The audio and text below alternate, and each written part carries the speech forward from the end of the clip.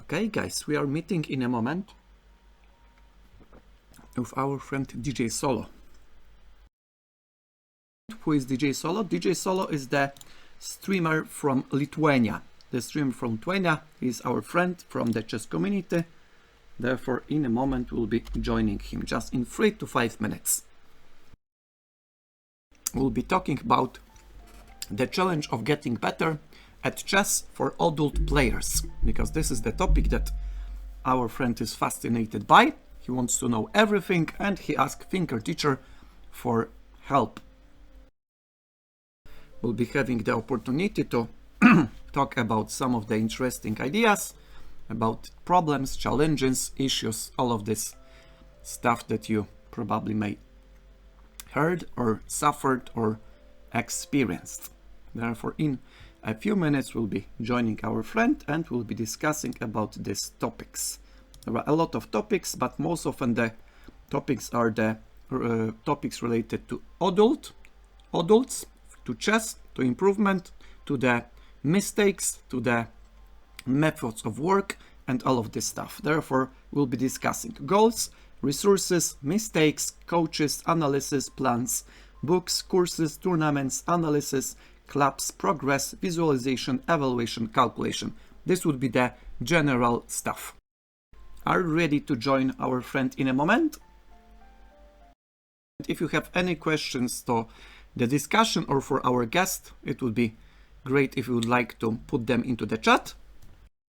And as you can see, the topic of our discussion and the collaboration is the challenge of getting better at chess for adult players. Because our friend, in a moment, he will introduce himself and you will see that he is an adult chess player. How are you, my friend? Yeah, hi, Thinker Teacher. And we are having the guest, our friend from Lithuania. In a moment, you will just introduce yourself a little bit more. Our friend DJ Solo, and he is having the channel Open Show TV.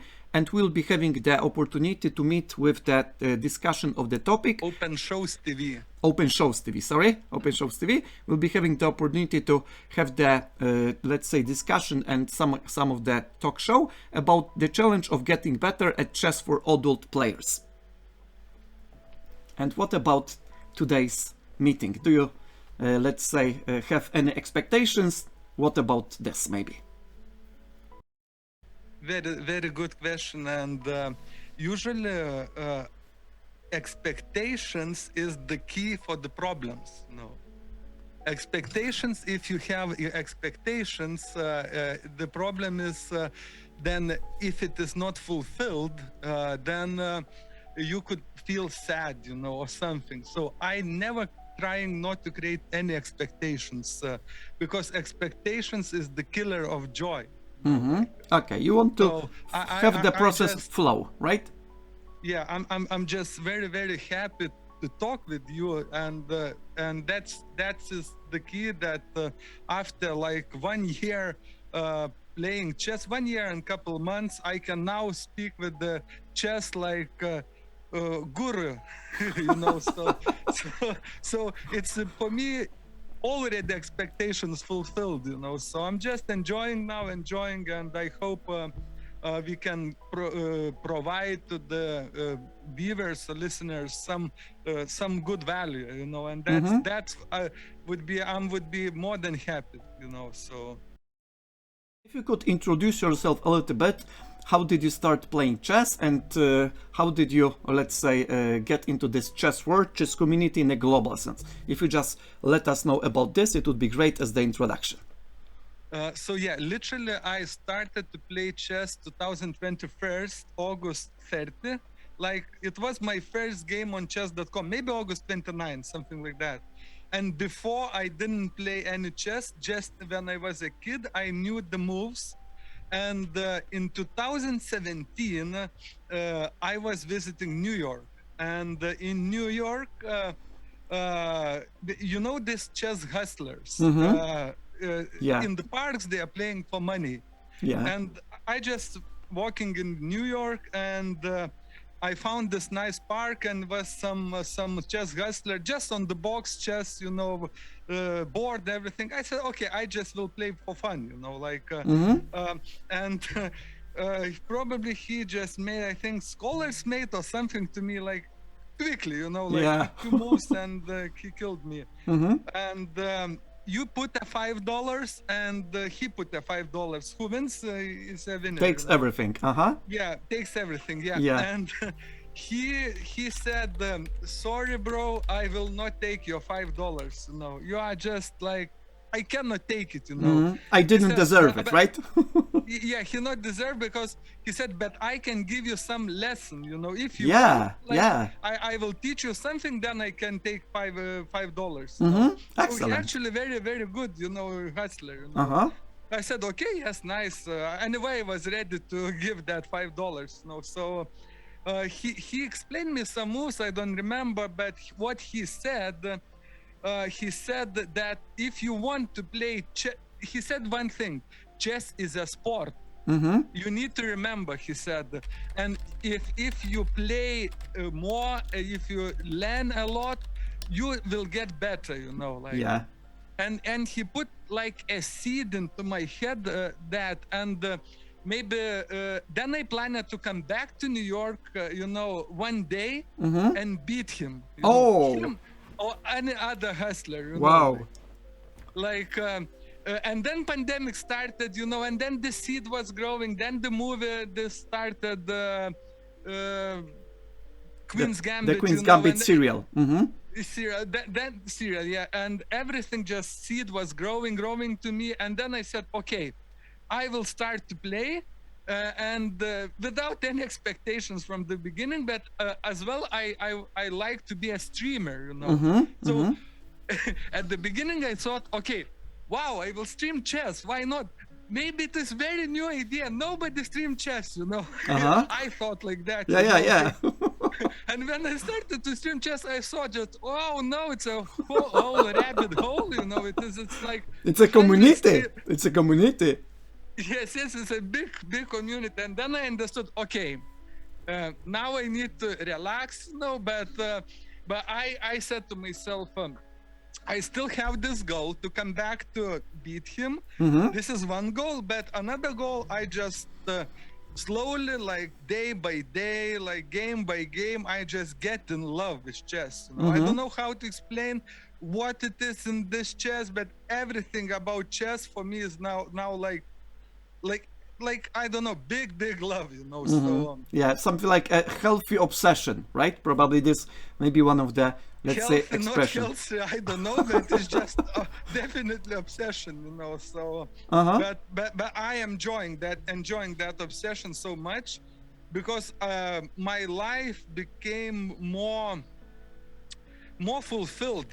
How Uh-huh. to say, like, if you understand. Then now I have something like which I, at my age, I cannot do any like professional athletic sport anymore, Mm-hmm. like it's like, okay, in next month I getting 40, so it's no chance. I can run, I can do something, but not professional. But in chess you can still like go in tournaments and play. It doesn't mean you will do something, but you can go, and you can compete Yeah. with the thing you love, Mm-hmm. Mm-hmm. So what could be better? Like I don't know how even explain, but yeah. So this love was growing, and I hope it will stay the same, at least for long. But now I don't see how it could be different, So. Mm-hmm. Mm-hmm.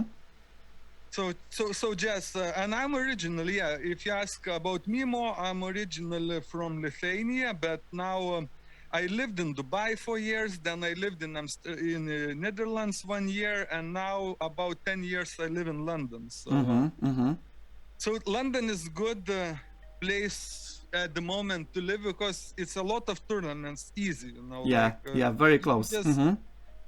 This is good for me, because especially even today I was in a tournament, and now I'm here with you, So. Uh-huh. And about the chess clubs and so on, we'll be talking about a little bit later. And if Yeah. you can tell us a little bit more, because you are just making absolutely amazing introduction. By the way, our guys in the chat says that it's a amazing story. I can relate to this as well. what attracts you at chess the most? Because you just mentioned that chess is your some like the love, if I understood correctly. But what attracts you the most? Why you cannot sleep? Why you cannot have, let's say, a 5 months break, not touching, not thinking, not analyzing, not playing, not watching, not streaming chess? What is in chess as the ingredients or elements or anything as you call that brings your attention? Why you cannot sleep without thinking about chess, if I understood correctly?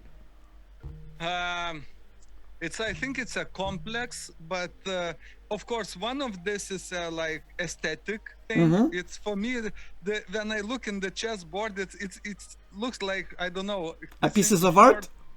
Like sexy, you know, something like that.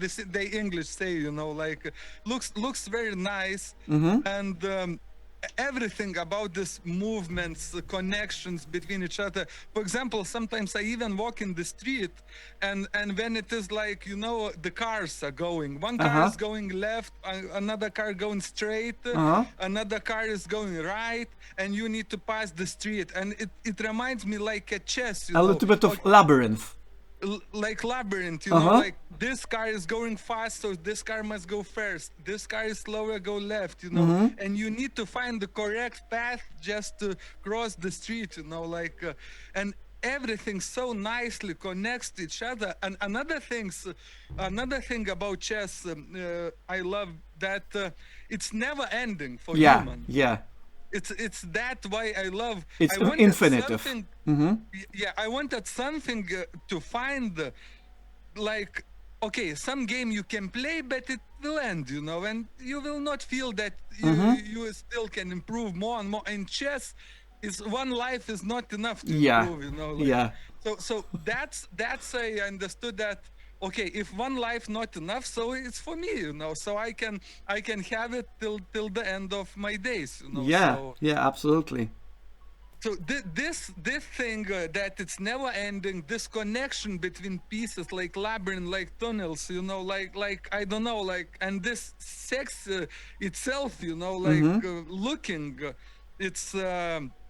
This complex create the love, and as well competing, you know, like I like competing in the nice way, not like I mean in chess you compete but you not get like physically hurt. No. You get physical contact that you can get hurt or injured. Not injury, like okay, like many things. And as well chess communities, like I think it's like a little bit like I don't know, not so damaged yet, you know, not like, toxic, maybe not toxic, right? Not toxic, you know, like it's a lot of respect there. Okay, it is something, but it's a lot of respect in the community. So because you, at least for me, personally, me, I don't allow myself, and I never will allow to my chat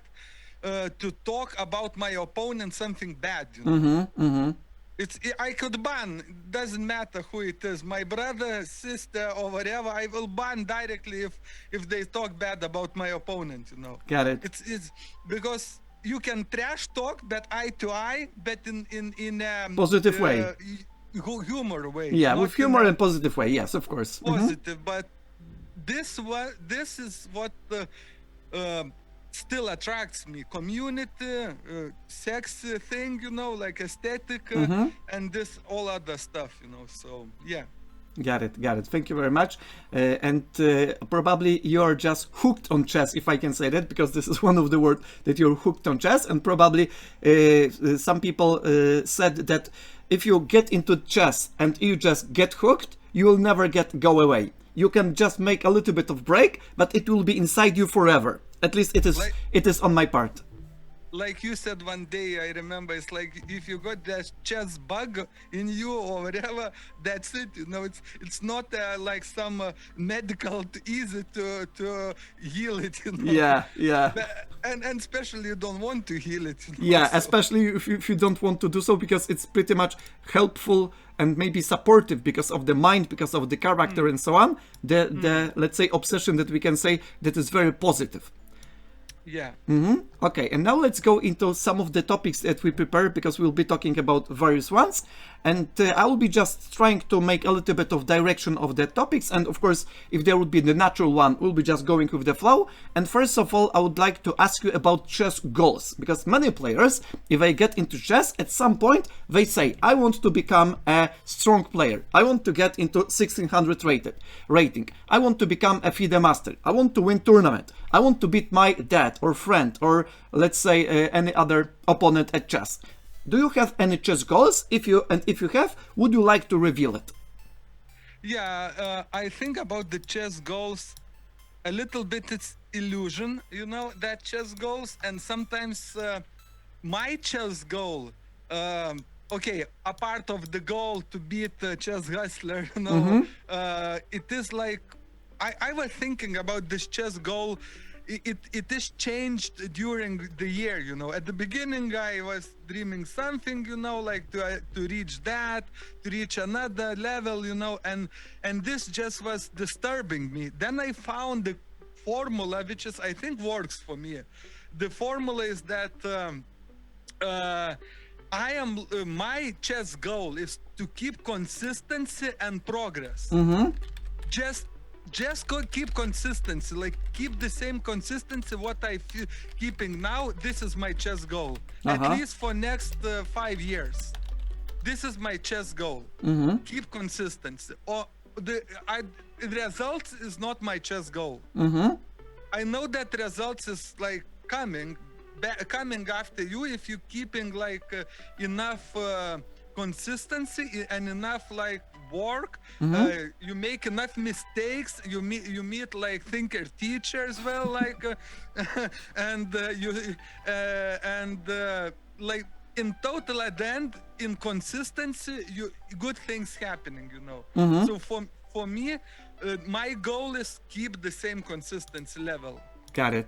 Okay, thank you very much. Because there are many various goals and people are sometimes trying to reach the goals that are not attainable, or sometimes the goals are unrealistic. And that's why I wanted to ask you about the goals, because the goals are many times set up by players. Sometimes they set the goals too high, sometimes too low. But the most important, at least from my standpoint, because I have been in a chess community for 25 years, is having fun, is to enjoy chess and to feel the joy, As long as you feel the joy, as long as you like it, as long the, let's say, chess community and getting into chess for whatever, let's say, activity gives you that thrill, I guess you are on the right path. What about that?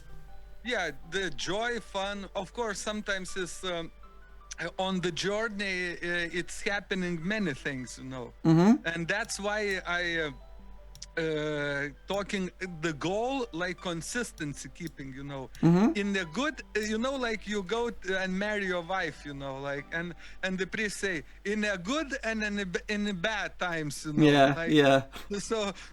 so you go through good and bad, like the most important, like straight consistency, and joy in chess always it is like sadness as well sometimes, but consistency for me is like what brings that moments, maybe like I believe I big believer in consistency, and in my streams people know that I trying like to even make streams like exactly the same time, like constantly, just I don't know, it's maybe it's me like that, maybe it helps me like this structures, of time, of schedule, maybe it's just me like that, but it's helping a lot. Consistency is just for me gives a lot of answer in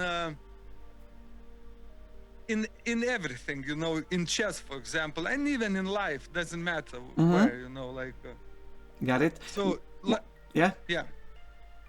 As I said, like in marriage, and in good and in bad times. Excellent. One of the, let's say, question that I forgot to answer, and therefore probably now it's a good time to answer to ask this, due to the, let's say, speculation in the chat, is if you can reveal how old are you, because this way we can just see how much you can just progress, and maybe some like a little bit of further, let's say, explanation. next month, February 14, on Valentine's Day, I will be 40. Okay, therefore you are 24 years away from 64 years, the chess number. 24 years away from. From 64, because there are number of squares, because you will be Oh 40, yes, right? yes. Got you. Yeah. Uh-huh. So And still have 24 years. yeah, Like. yeah, and 24 is 3 multiplied by 8, because 3 rows. You need to get 3 rows, right? 6th Yeah. rank, 7th rank, and 8th rank. Yes, Therefore, nice. you are Nice, close to the nice. promotion. Close to the promotion. Close. Yeah, that's correct. Now I need to speed up, you know. No, you do not need to rush, because the let's say the promotion line will not run away, right? No. Promotion line is just waiting for you. Yes. Okay. Very nice comparison. Okay. Now another topic that I would like to let's say start talking about is not chess goals, but let's say chess coaches. Chess coaches. What do you think about chess coaches? What do you think about chess instructors and chess teachers in a general way? Because the coaches, teachers, and instructors are pretty much the same category with a little bit of different, let's say, focus over one each other. And do you think that you should have, or maybe one should have, the coach? What is the role of the coach and how the coach can help you? What is your perspective over this topic? I think it depends on of availability. Like it costs, you know. Like nowhere, everybody needs to eat, you know. But if I mean, coach cannot provide things for free. Because why? You know, like unless he doing charity. So, but it costs money. But if you can spend it, I definitely and it depends of your goals as well. Like it depends what you want to do with chess. But if you're serious in that, I think the coach is a must. A coach is a must. Just guide you a little bit in your nonsenses, you know. It just guide you. Sometimes you can create, for example, I created one time like some goal. Like as I said, my goals was like changing and until I more calibrated it. One time I decided to make a goal to have a 57% or something like winning rate. You know, winning rate 57%, and you now feel it how bad it is from beginning. You know, if you set this goal, you can be sad all the time. You know, like. And for example, when you discuss with your coach like these things, you know, he can clearly fix your thinking. You know, like, and this is just small example. And for me, I have a coach. I'm working with Patrick. Pokochaj szachy. Yeah. Always this word for me is not possible to. You can say fall in love to chess, right? It is the same. Fall in love to chess with Patrick Stanic. Patrick Stanic. Yeah. By the way, just pause for a while. I just posted on my YouTube the interview with Patrick. Therefore, for everybody who'd like to watch the interview with our friend Patrick, you can just watch on my YouTube. Please continue. And I can confirm that is beautiful video. I saw that YouTube video. So thank you very much. So yeah, the coach is a must, but depends on two things. One thing, if you can afford it. Another thing, if you need it, if you're so serious, you know?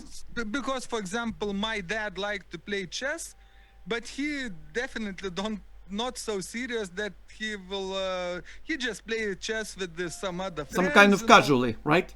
Yeah, just not. So he definitely no need the coach, you know, like, and he will not understand that he will need coach. But if you're serious to go tournaments, to go like improve, and to provide for example, me as a streamer, I want to provide good content, you know, not always like a little some. My goal as well is to become good, at least that people can a little bit even learn from me, you know, like not only like help me but as well I can help somebody. You know, You like, want to so, contribute to the community, if I understood, right? yes, so I can help myself. You know, somebody. So sharing the love, something like that. You know. So so in that case, I am strong believer in coaches. You know, as well in my country in Lithuania is, if you know, it's very popular basketball. Basketball is like crazy, like second religion. You know, in Yeah, yeah. Lithuania, and.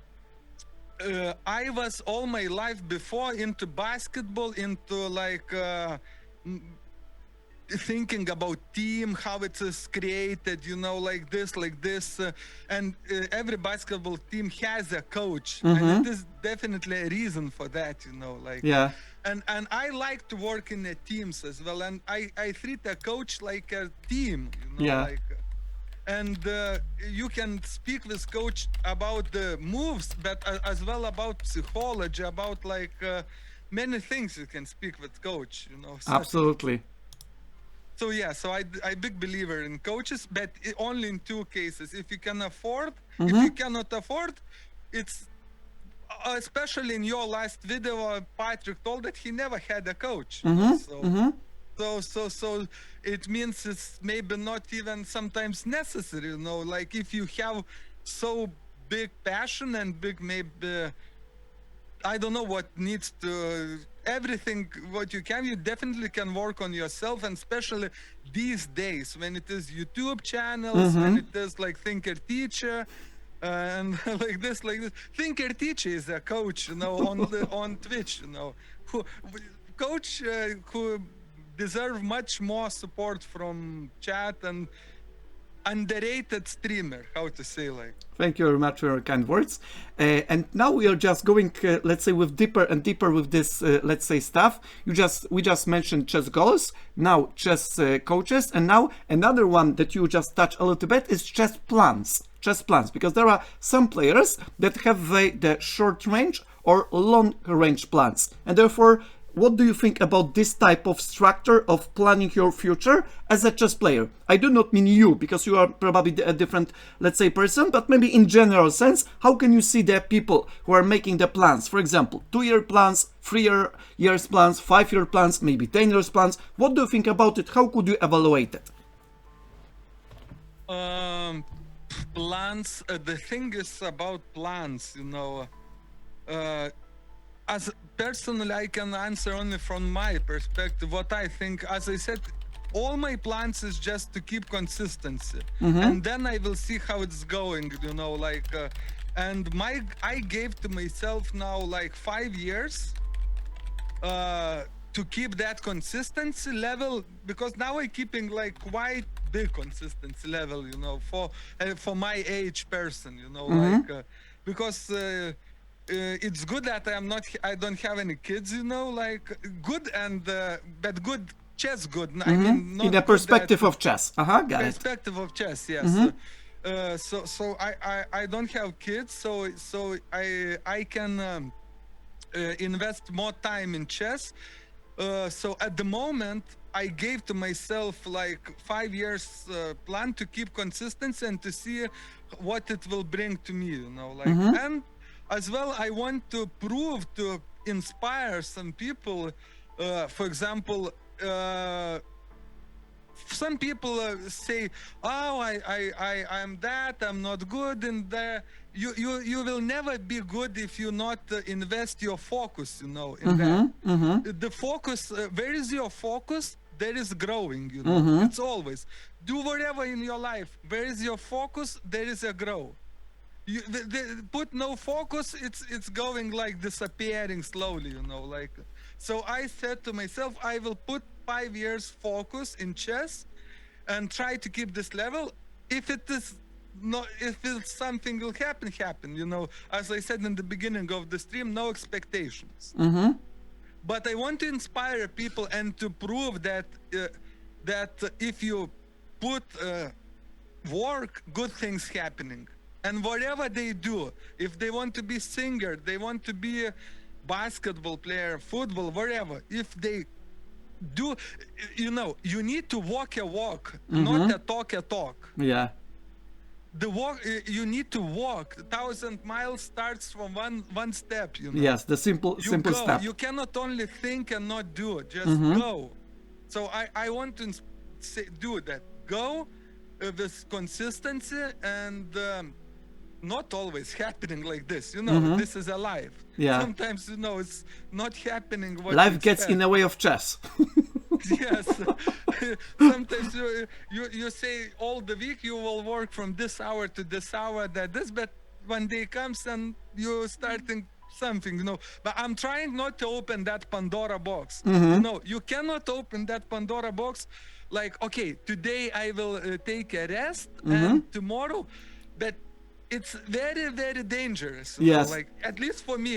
Some- If I take one day rest, it means like Yes. I could take like second Another day rest. one. Mm-hmm. Mm-hmm. Yeah. Yeah. It's very dangerous to open Pandora box like this, you know. So I'm trying, as well is good thing, I think, in the plans, not to create too strict plans, too heavy plans, you know. Because if the plan will be, oh, I will work 10 hours per day, like this, that, and if it will be too heavy, it will work. It will sound like New Year's resolution, you know. Yeah. Yeah, like, oh, I will go to gym now. I will go this after 1 month. Alas, no gym, nothing, you know. Like, so the plan should be. I remember I heard it like one good sentence. It must a little bit give you pain, but pain like little stick in the finger, not a nail in the finger, you know, like little. And that little stick in the finger, little pain in the long term, you know, like it will give you a lot of results. When you turn back, like, and look 3-4 months back, 5 months back, it's wow, you know, it's different things, you know, happening. But if you put too big goal, it could happen that you will open that Pandora box, you know. Got it. And this one, this stuff, the, let's say, metaphor with the pain and the finger, it is so called in a chess literature, in a psychology, because we'll be talking about psychology as well, something like getting out of the comfort zone, right? Your comfort zone is the specific one, and you're trying to extend it a little bit slowly, and after some time, it's some like additional, let's say elements for one to each other, and after a year, you're just extending it some like 50, 60, or 80% from the beginning, from the start, right? It's always easy to think, you know, like gym wise, you know. If you go to gym, you just not start to heavy lift like 200 kilograms. You lift slowly, you know. And if you, because too much can kill you as well, you know. So, Definitely. So something like good examples, sometimes opening the mind, you know, like. Okay, and now let's go into the next stuff that we are going into this, let's say, naturally. We are talking about the coaches, and we are just talking about the other resources. For example, the other resources could be either YouTube, either Twitch, either books, either podcasts, either different type of resources. What resources do you know about chess, and maybe which one did you test out, did you try out, and which one do you recommend for others, in a general sense, the resources? Resources. Okay, so chess game is literally like in 3 parts: opening, middle game, and end game. And every part of the game has own resources, you know, and if you divide like opening, it's like a lot of like resources, like books, like YouTube videos and so on, you know. Middle game is more like maybe tactics, as well, something like that. You know better, but I just quickly say, like, yes, so, from your perspective. Yeah. So from my perspective, like, so at the moment I am working on that. I decided to start to work on that woodpecker method, and I bought a course on that. Chessable, which is there is like that woodpecker method, and I will try to do it. You know, at the moment, 150 puzzles done from 1,000 something, and just continue. And I will see. I want to try it myself, how it will be after I will finish it. I just want to see myself. I know that people say it's a good thing, bad thing, you know, too much, not too much, but I want to try myself, and then I can confirm, you know. So this is my this one, and as well I am working a lot of on end games, and I'm trying to make some videos with sometimes a little bit, because talking too much, making some mistakes, you know, in the videos, which makes me sad, but still trying that consistency to improve, you know. Got it, got it. Thank you very much. And another, let's say, topics that was crystallized on the chat is the topic of chess community, because chess community is one of the important part of our chess world in a general sense. And if you would like to elaborate a little bit about chess community, especially chess community online, and now we are just on the Twitch, therefore it would be something like connected to our Twitch community and online community, especially about this one. What do you think about this community? Were you treated in a positive way when you just started? Do you see that other people are helping each other? If you can elaborate, it would be great. The chess community on Twitch, for example, that's why I moved to Twitch, because I found the Twitch community is much more mature than like YouTube community, you know. Like, I don't know, maybe it's like big like ocean YouTube, and Twitch is more like people who really comes, you know, and want to watch like chess, you know, and like these categories, this game, that game. I don't know how other games, but especially in chess, the community is very like definitely is helpful. It is always some crazy people, you know, like that you cannot avoid it, you know. Yes, like, some kind of trolls, right? Trolls, yeah. It's okay for me. This trolls doesn't matter, you know. Yeah. But in general, Twitch chess community, I just can applaud, you know, on that, you know, because you feel yourself like it's very specific niche in Twitch, and it's not like okay, on YouTube. If you stream, I streamed on YouTube before, and this is like a little bit much more trolling community, you know, like much more trolling community. So if to speak about online community, but you said as well about what like chess clubs community. Yes, I mean community in the broadest sense. For example, the community of the streamers, community of the organizers, community as the people who, for example, provide some kind of opportunities to make the collaborations, all of type of communities, especially online, because in a moment we'll be getting over the part, but online. What are these communities, some like the types of community, or maybe the groups, if you can make a little bit of distinction, and which one do you like, maybe which one you are inside and you are just trying to boost, you are just providing value, right? Yeah, like about streamers, streamers is all my brothers, you know, like it's streamers is different thing for even, it is like viewers and streamers, like we know each other, you know, like we for example, I treat streamers, I don't know, as brothers, you know, like and I will flex a little bit this year, like on November. I was invited by Fiona Anton. Stelly. Yes, Fiona. Yeah. Fiona. I became a good friend with her, and she came to London one day, and she said like because one time she raided me. Oh. Excellent. Just two times she raided me, but after, I don't know, we became like online friends, you know. And she came to London one time, and it was a Ginger GM event. Simon Williams. Simon Williams, definitely. He's regularly doing every year like London Crypt, like Halloween party, you know. Like, got it. Where like a lot of GMs, like a lot of famous people coming to this Halloween party and playing chess, like little tournament, you know. And I met Fiona here in London just like for lunch, and she said, "Do you want to come there?" You know, like I said, "But you know, there is all GMs. Don't worry, you are my friend. You know, come, you know." And I came. I got friends with Simon Williams, you know, like Ginger GM.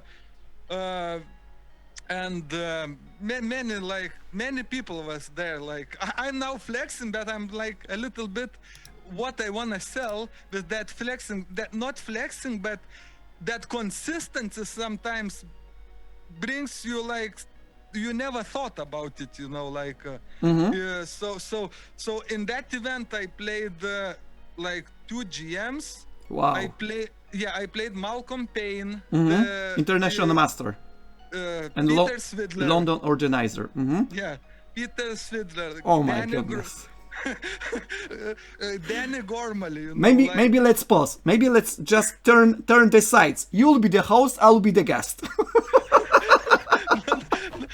No, but of course, like, I mean, I was there without any like deserving. Oh my goodness. Just because of chess community, because of chess streamers community. Wow. So that's so when you ask about chess community, so like that, even Fiona, she's a big name, like, yeah, very popular, very friendly. Like, she doesn't care, she like treat you like a streamer friend, and like this, so that's impressed me a lot, like and when I was there in that event, nobody treated me like like a patzer or something, like we was like it was next day, it was event, we had a pre-party, like evening before, like they was preparing everything, talking, and nobody treat me like, who are you, just small streamer. You're 1200 rated, will not get you any service. No, nothing. Like even Danny Gormley like tried to, I had a little chessboard always in my bag, and I put here, and he tried to teach me something. Of course, I don't remember now. Yeah. But it was some in Karokan, some trick where you can checkmate with the knight, then the queen pins the pawn. Like, got it. It's very known chess miniature, very known. Yeah, he was showing me that. I have even a photo on my little chessboard, like so unbelievable things happening if you have consistency, so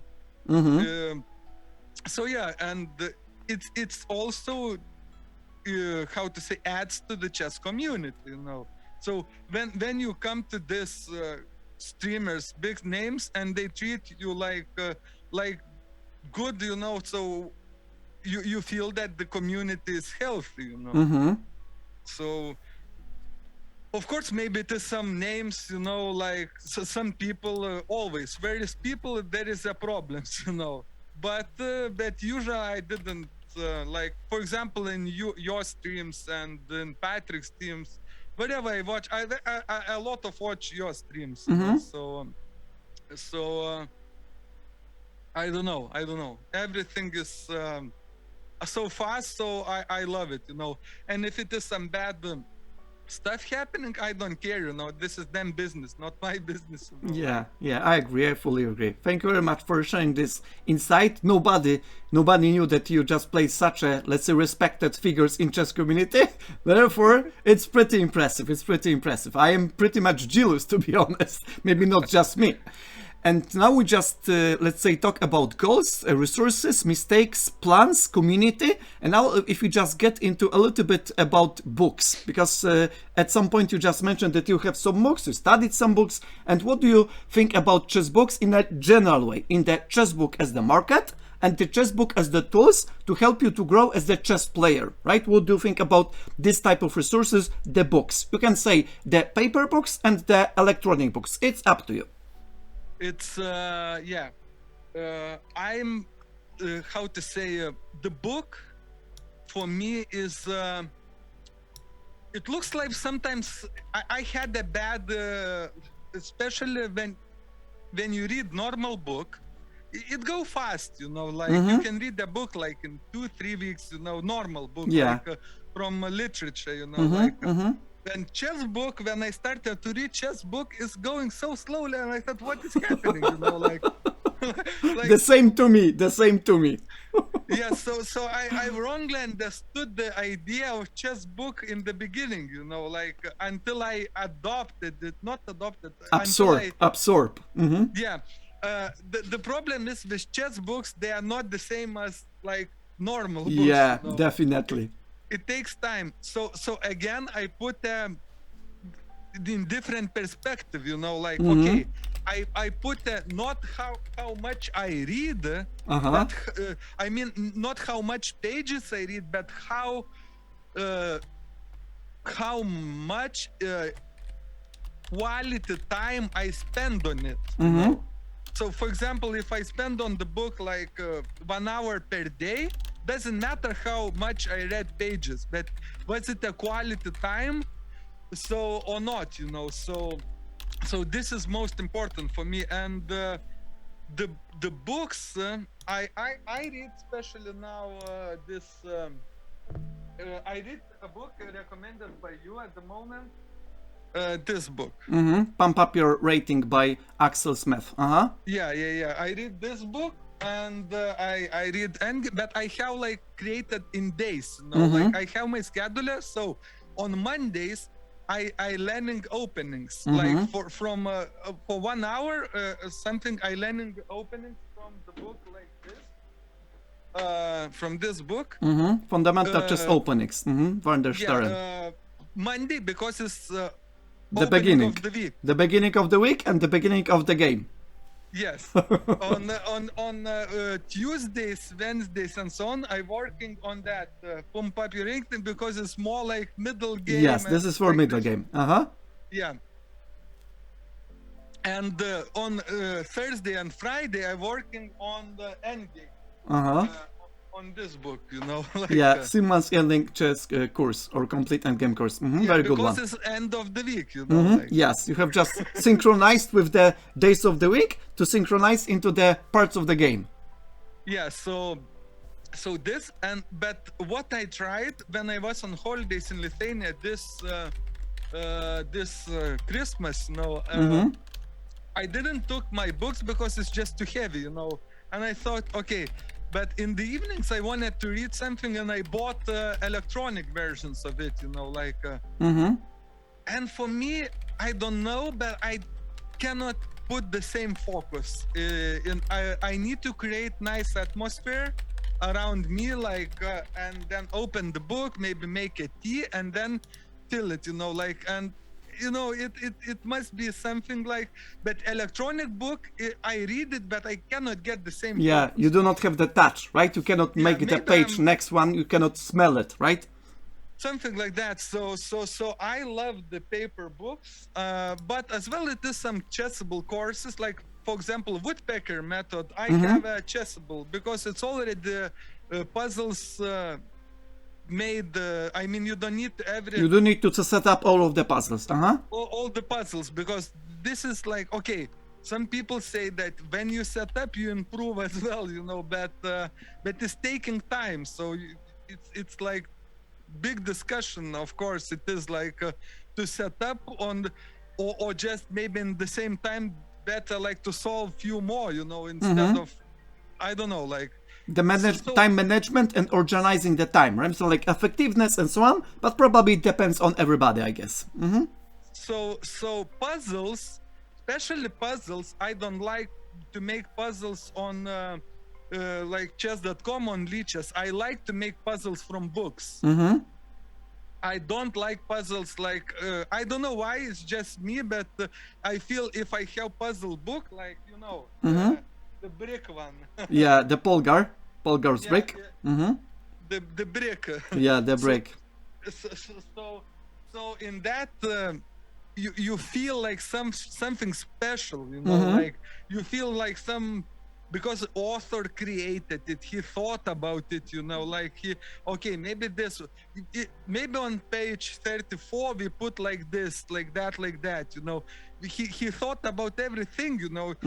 He put in the book with the reason, you know. Somebody confirmed it, you know, somebody like edited, proofread it, right? Edited, so it's like more heart in it, which makes like human touch, you know. And on that I don't say that it's bad, you know. I don't know that to make just like regular puzzles on there, but I love to make puzzles from books. But I'm happy, for example, on Polgar book, it's in the book, but I happy to have PGN file as well and have a book, you know, like. So it saves me time, but I have a book itself, you know. So it's like, you know, money connected with gold, you know, like. So PGN file is connected with the book, you know, like. So you must have books, so then you have a right to have a PGN file. Got it. Okay, thank you very much. And now another topic that I would like to address after these ones that we have just spoken is the chess mistakes. Because all of this stuff that we just mentioned and discussed, there could be some mistakes on the road to chess mastery. What do you think about chess mistakes in a global way? In the sense, for example, of organizing the material, selecting the books, having the coaches or don't having the coaches, and about chess mistakes on the board, some like the ones that maybe stop your improvement, or maybe they are helpful because without chess mistakes you will not be able to know what to work on. What do you think about chess mistakes in a global way? I think biggest chess mistake, for example, in the beginner is to put a lot of focus in your rating. This is huge mistake. We all did, you know, like huge mistake if you put a focus in the rating by in the point of view of status. You know, like you do you think that it give you some status, you know, if you're getting higher rating? No, it's not give you any, it's illusion, you know. It's just feeding your ego, and because of your ego, you're starting to play like more maybe careful, more like cautious, like you're not learning so much. You're afraid to even sometimes even more to play because you think you will lose your rating or something, you know, like.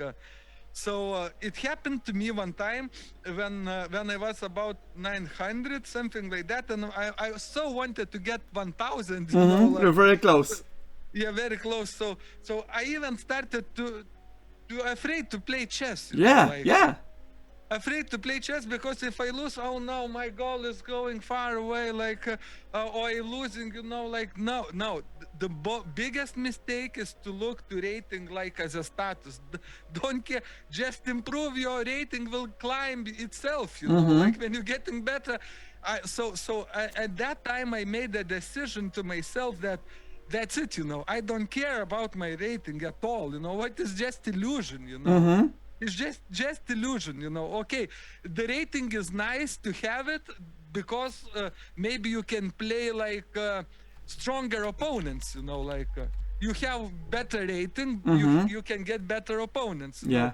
For example, I didn't play the just in my example, simple example. In rapid, I was about 1,200 in chess.com, 1,260, and I didn't play any blitz, and in blitz was my so bad rating from about like 4,300, you know, like. And the problem is when I come to play this blitz after, you know, I just getting opponents around 300, you know, which is like not helpful in development, right? Yeah, it's not help. They are the problem that 300.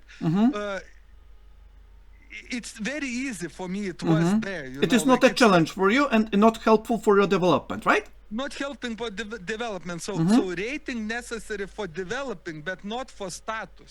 Yeah, very good point. So only that. So biggest mistake beginner can make, like too much to put so much emphasis to be too sticked into the ratings, right? To stick. Yes, nothing. Rating is nothing. It's just illusion, you know. Like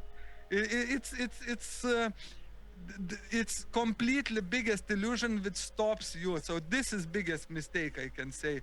Other mistakes it comes like on the way always. You know? I remember last tournament I was about chess community as well. Like OTB game in London, rapid tournament. And I met so nice one Latvian guy, you know, like he was so funny, you know, like I was laughing from him every between rounds, you know, like Yeah, got it. and one moment I came to him. He's smiling, you know, like from like smile from The banana smile. Banana smile. Yes, yeah. I said, "How was your game?" He said, "I used my human right to make a mistake." You know, Yeah. like, so he used the human right to make a mistake, and mistakes is happening always. But we have a human right to make a mistake. You know? But the problem is, if we stick to it or if we try to learn from it. Yeah. You know, like, Yeah.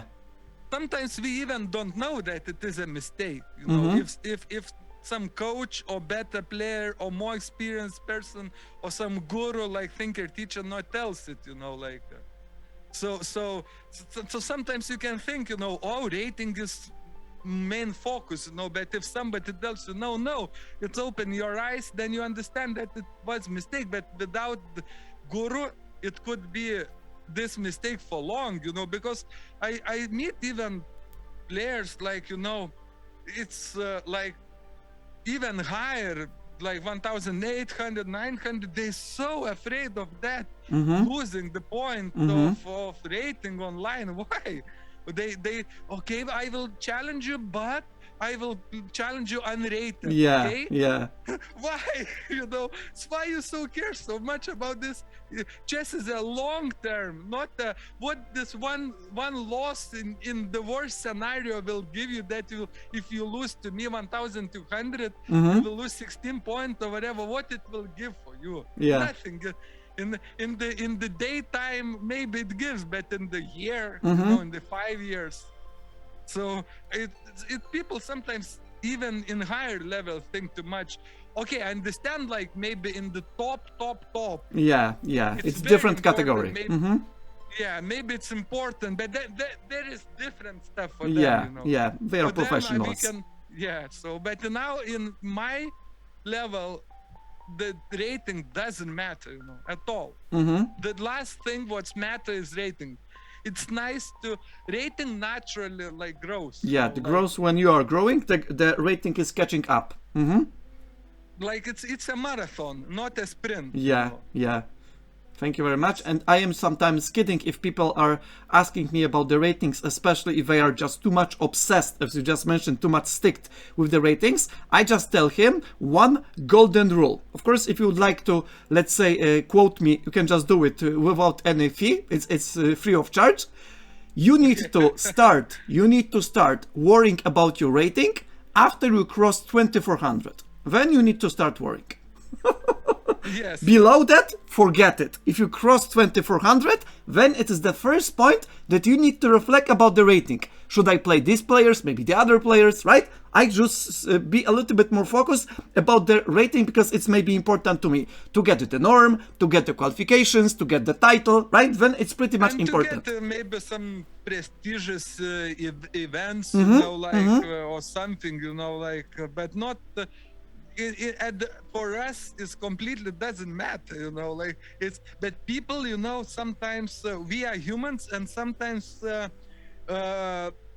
if we're not full like humans, you know, then we need something to prove us that we are good, you know. You know, when we are not full inside, you know, when we are not open to the we are not loving persons, you know, like not sharing persons. Then we need some proof, you know, from outside, just not that the world not kill us. Yes, you know, like the external confirmation of our value. External confirmation of our value, yes. And then in chess the rating very easy to catch it, you know, like this is like very easy, you know, because it's measurable and like this, and it's very easy to think that, oh, okay, at least here I'm good, you know, I'm good, and you know, but it's an illusion and it's a mistake. So when you ask about mistake, I think could be biggest mistake, and I believe at some point everybody was thinking, was going through that, you know, like. Yeah. But I'm definitely encouraged forget about it and just think about chess like a marathon, long term, you know, like doesn't matter if you lose like 10 euros or 10 pounds, you know, now. If you have millions, right? What you lose 10 pounds, like in the long term, you will get it back, you know, you will earn it, you know, if you will be good, you know. Yeah. Like, so Yeah. doesn't mean now nothing, you know, like. Okay, thank you. I'll just address some of the, let's say, chat, because our friends on the chat are pretty much very, very intense talking about this stuff, and especially two of our friends, Rado and Pumpkin, Mike Pumpkin the Cat. Rado says that I think he's just saying, he thinks that only professional players should care about rating. For others, it's harmful. And Mike is saying, I like that there is very little stigma attached to ratings in the chess community. I can't even remember last time I saw someone being made to feel bad about their rating. Usually 1800s will treat 800s with the same respect that they show people with their rating. What about that? Like rating and status here, like rating, status, and respect. Maybe the other component. Rating, status, and respect, right? Yeah, but this is toxic, you know. This is like this is toxic to treat. You see why Ginger GM, why Peter Swidler didn't treat my as 1,200? Why? Because they on top. They already know that this is not important, you know. Like and they teach me. They never said me like. Oh, you know, like I felt it, you know, I can feel the people, you know. When I felt it. They treat me like if I'm there, I'm there. You know, like it means that's it. Doesn't matter. You know, like they never said me, oh, so how? What? They never asked me what is your rating. Yeah. There was no that question. You know. There is the like even example. When a really rich person, it's never jealous like for other rich peoples, you know, like, or whatever. Like it's when you have it, you how to say, you don't care about it anymore. Yeah. And when you don't have it, when you not when you need some external, then you treat, you know, like you okay, like, and it's sometimes from some streamers is a little bit like that. I will not tell the names of the popular streamers because they make content. They trying to speak about this lower content. They trying to make a content, you know, from the lower rated people. Yeah, but got just it. because of making content, you know, actually different intention. Yes, because it works for him, like a streamer, like a catch. Yes, and maybe because of that, some culture of that rating, you know, like growth. You know, like it's building upon around this idea. Which is incorrect, which is toxic, you know. But people always like drama, you know. So this is like that. But to speak. So I just give example. Ginger Gem, Peter Swidler, this they don't care about your rating. So why 1,800 should care about my rating, you know, like, and should treat me different, you know, like.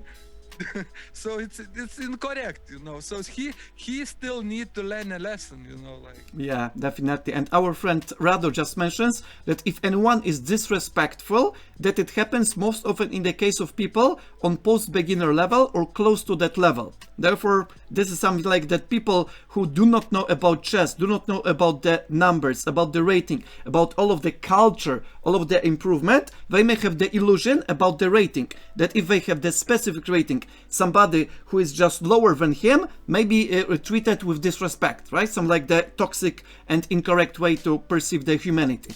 I call it like it's always wherever you do in life something new thing, you know. I totally agree with Radosh that because it is some syndrome, I call it, like, and that syndrome is like that, you know. Wherever you start new and you're getting a little bit better, it's starting to that fanatism syndrome. which it takes, like, for example, like, if you became vegan or vegetarian, Yeah. like, if you, like, first year of vegetarian or second year of vegetarian only, and you're starting to feel a little bit better, like, or something, then you starting to everybody teach how good is vegetarian, like, you're trying to, like, put your everything, but actually it is people who all life vegetarians, for example, and they not teach you, they treat you the same. And for example, this vegetarian who is just 2 years like newbie, like, he always trying, oh, these meat eaters, these, like, oh, like, They are bad. you eat like dead bodies, like that. And the vegetarian who is all life vegetarian, he fully respects the person who eats meat, like, no fanatism left, and in some period, it's always this level of fanatism happening, and especially, as Rador said, like, in beginner or just post beginner, like, when you're starting to see something, and then you want to, like, like, I know everything, like, because I have learned much, right? Much from the perspective of him, not the community, not the, let's say, mastery, right? Exactly, like, he still don't know how much to, yes, needs to be learned.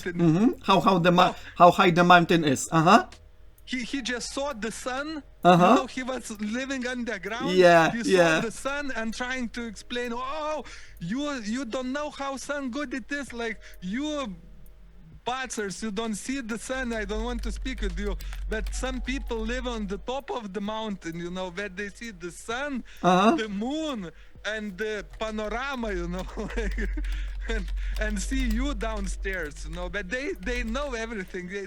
They just, that is fanatism, and it's probably just should be not long, sooner or later you heal from it, like, after you will get some lessons. Like. Yes, I fully agree. And even there is more stuff, because I'm not sure if you know this, let's say, psychological, let's say, terminology. There is the stuff that you just mentioned. It is the Dunning-Kruger effect. And it says that the lower level you are, the higher your ego, right? The higher ego that you know everything, right? Because you just learned the openings, you just know the middle game, the end game, you just know how to checkmate, you know how the pieces move, what are the values and so on, and you think that you know everything. And the opposite, if there is on the other spectrum, there are the experts or the masters, in general sense, they know that even if they know a way more than the beginners, they are seeing not the mountain, but they see the universe. And that's why they are that much respectful for others, even if they feel that they know something more, but they are having lower confidence due to seeing the universe, not the mountain. And it's, I just think it's because of that. When you're just getting a little bit better, you're starting to beat your friend, dad, like, or something. You're the best in your family, right? Yeah, you are best in your family, and maybe some best in your, like, area you live, small area. Yeah, neighborhood. In your neighborhood, yeah. And it gives you, like, wrong assumption. Wrong assumption. Wrong assumptions, because you still didn't met that universe, that you are like a chicken, not cock, like a cock, like walking like this, like, and you think, oh yeah, nobody can, but you just need to go, like, a little bit, like, outside your bubble, you need to get outside your bubble. Yes, definitely. And if I can add one stuff, because it's pretty much important, because recently I just posted some of the other interviews, one with our friend Cyrus Laquadala. He just mentioned, because I edited that, therefore I needed to watch it at the same time, he just mentioned that there was one guy, it is so funny that I'll be laughing a little bit, sorry about it, that he just, one guy, he started, let's say, making the conversation via the Facebook with Cyrus Laquadala. Cyrus Laquadala is a very, let's say, respectful guy and very, very humble guy at the same time, even if he's one of the best, because he's international master. And this guy, this beginner, just wanted to play against Magnus.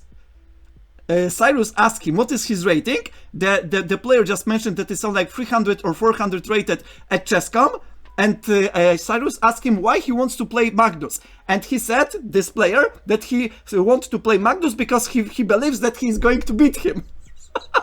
That he strongly believed that? Or Yeah. He was like the ideal and perfect, let's say, example of the let's say first part of continuum. That they something like know a little bit. They are just simply feeling that they are know everything. And Cyrus, like Wadala just mentioned, that he needs to start boosting his rating. After that, getting into the tournaments, after tournaments reaching the ELO, reaching the titles, and after, let's say, some like a grind for a few years, then if he will be one of the best in the world, he'll get the invitation to play Magnus over the board. And he said, no, I don't have time for that. I don't have time for it. I want to play right now. Right now I want to play, because I believe I can beat him. It's a little bit illusion in chess that, because look, it is 64 squares, the 32 pieces, black and white, and it's the same like Magnus plays, the same 64 board, like the same 32 pieces, and it's when you not understand, it's like illusion. So in what way he could be so much better, it's just illusion, because it's so close, this the times where social media the champion and you is just champion is streaming a screen away, right, from the champion. He can chat, he can answer, and it's 64 squares. You think what it could be so much better, like it's only 64 squares, and only 32 pieces. It's he think that it could be better, but not so better, so this is make that illusion for him, I believe, it was the illusion, but take notice that some people just want to feed their ego and their mind with the illusion. It's their right?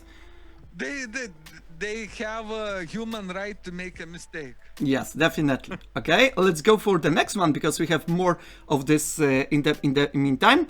We were talking about community goals, resources, mistakes, coaches, plans, books, and now let's go about the tournaments.